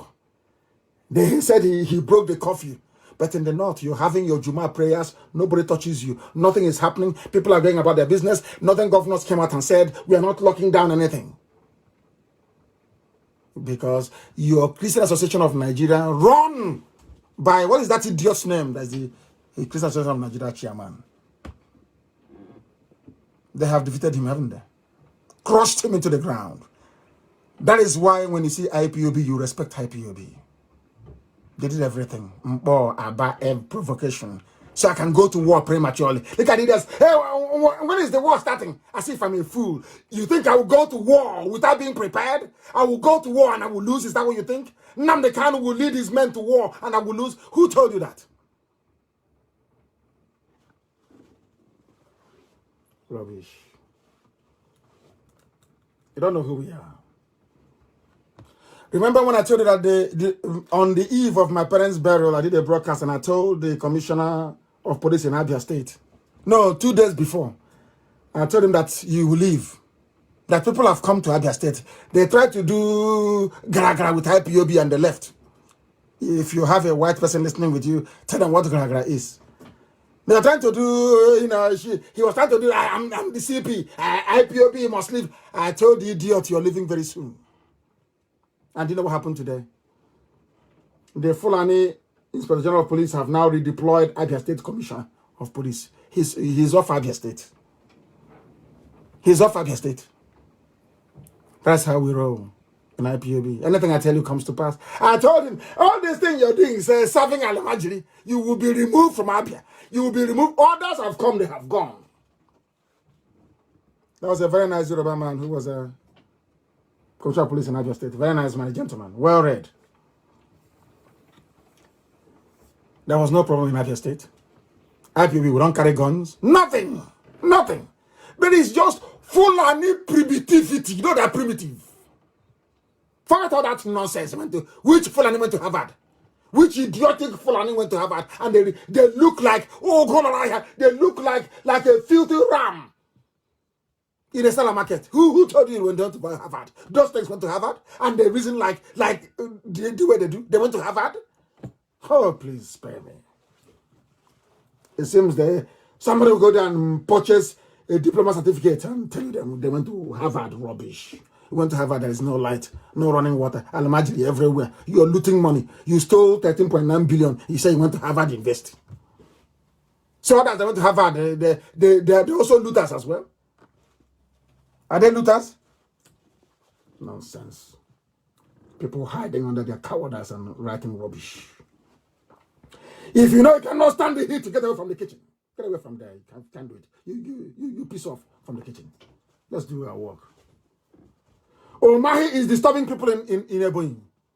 Omahi is not fighting Fulani headsmen. Omahi is not fighting or stopping the killing of our people.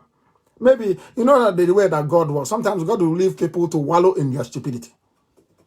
Omahi is not doing it right. He should protect I don't want to fight any governor in this period. He should protect our people.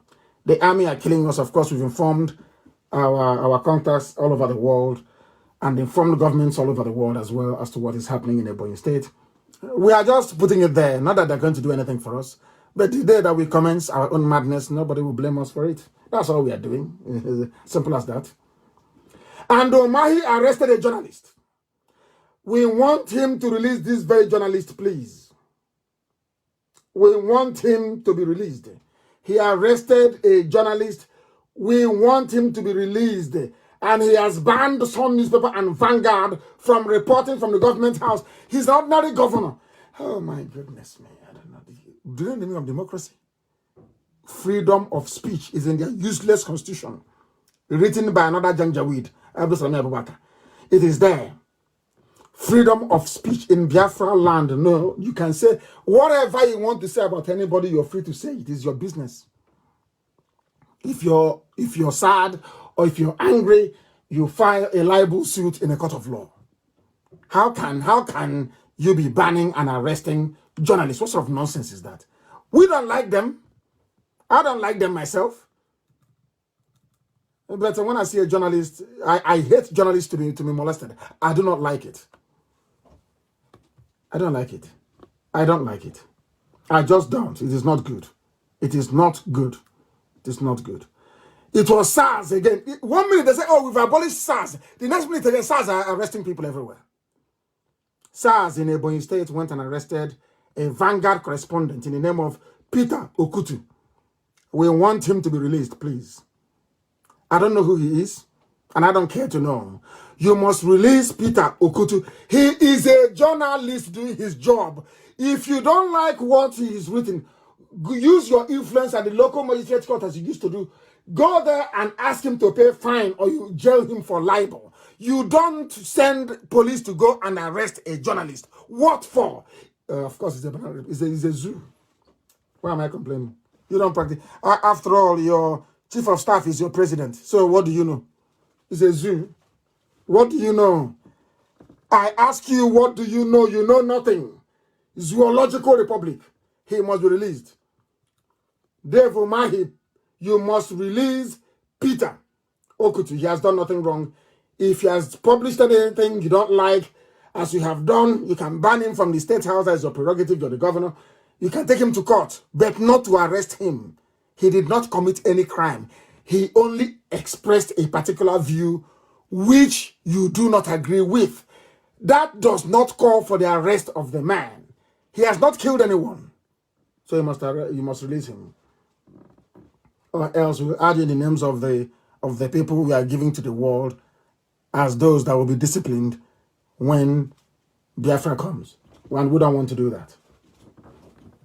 Please, you must make sure you release him. He's done nothing wrong. He's done nothing wrong. You can ban them all you like, but you must release him. As I said earlier, the Nigerian army today, earlier today, because now it's 30 minutes past 10 p.m. in Biafra land, in a place called Akpa Mbato, in Obingolo government area of Abia State. The Fulani people came with their cows as usual, looking for water to drink. As the EU said, they're looking for water to drink. They went into a farm, destroyed all the crops, and the youths chased them away. Within the next 10 minutes, the army came and arrested people in the nearby village. They arrested one Victor Aloma. Of course, we are informing the US. They'll be tired of hearing from us. Every time the Nigerian army commits one impunity or the other, I am informing the State Department in the US. And they know it.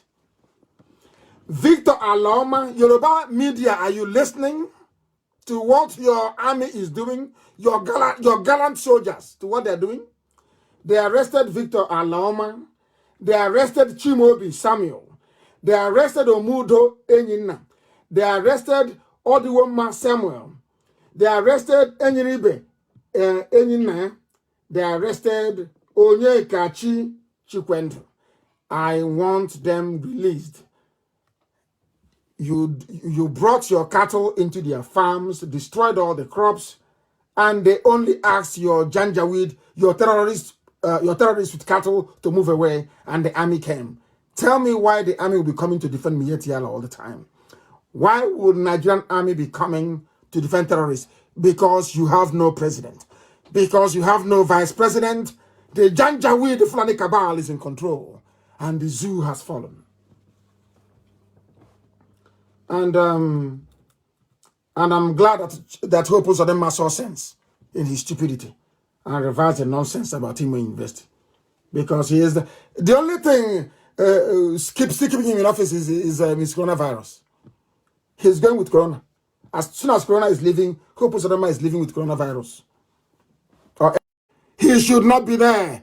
Hope Uzodinma should not be there. He shouldn't be there at all, at all, at all. Shouldn't be there. Abba Kyari, governor of Imo State, Supreme Court governor. And we have come to the end of tonight's epistle. I don't hate the Yorubas, I love them. As I said, I have a blood cousin who is half Yoruba. I love them very much. My sisters are married to Yorubas. I love them very much, but I want them to change. Yoruba must be very brave. To confront the Fulani and defeat them, you must be brave. No compromise. Don't go to the back and take money from them and try to fight them in the front. They will not respect you. They won't respect you. They respect IPOB because they know we are incorruptible. Incorruptible. A few IPOB announcements to make. Our volunteer command must tell me within the next 2 months that we can now secure and maintain law and order within Biafran territories. I need that information, very, very important. And please, if you're coming from Kanu, do not travel to... Remain in Kanu, Kaduna and Zaria. Don't come to Biafra land, please. In Kanu, people are dying. If you are coming to Biafra land from Kanu, then I will know that they have sent you to infect our people, please stay where you are. Stay where you are until this blows over. And our people must continue to maintain social distancing, high level. Better take vaccine from US, from the UK, than from China. Please, our people must try and remain safe. I thank you very much for listening this very evening. And as always, we have worshipped Elohim here because everything that I've told you is the truth. The whole truth and nothing but the truth. That is why we say, unequivocally, without hesitation, without fear nor favor, that Biafra is our religion. And here on Radio Biafra is where we worship, because Elohim is our God in heaven. From me, from here, it is good evening.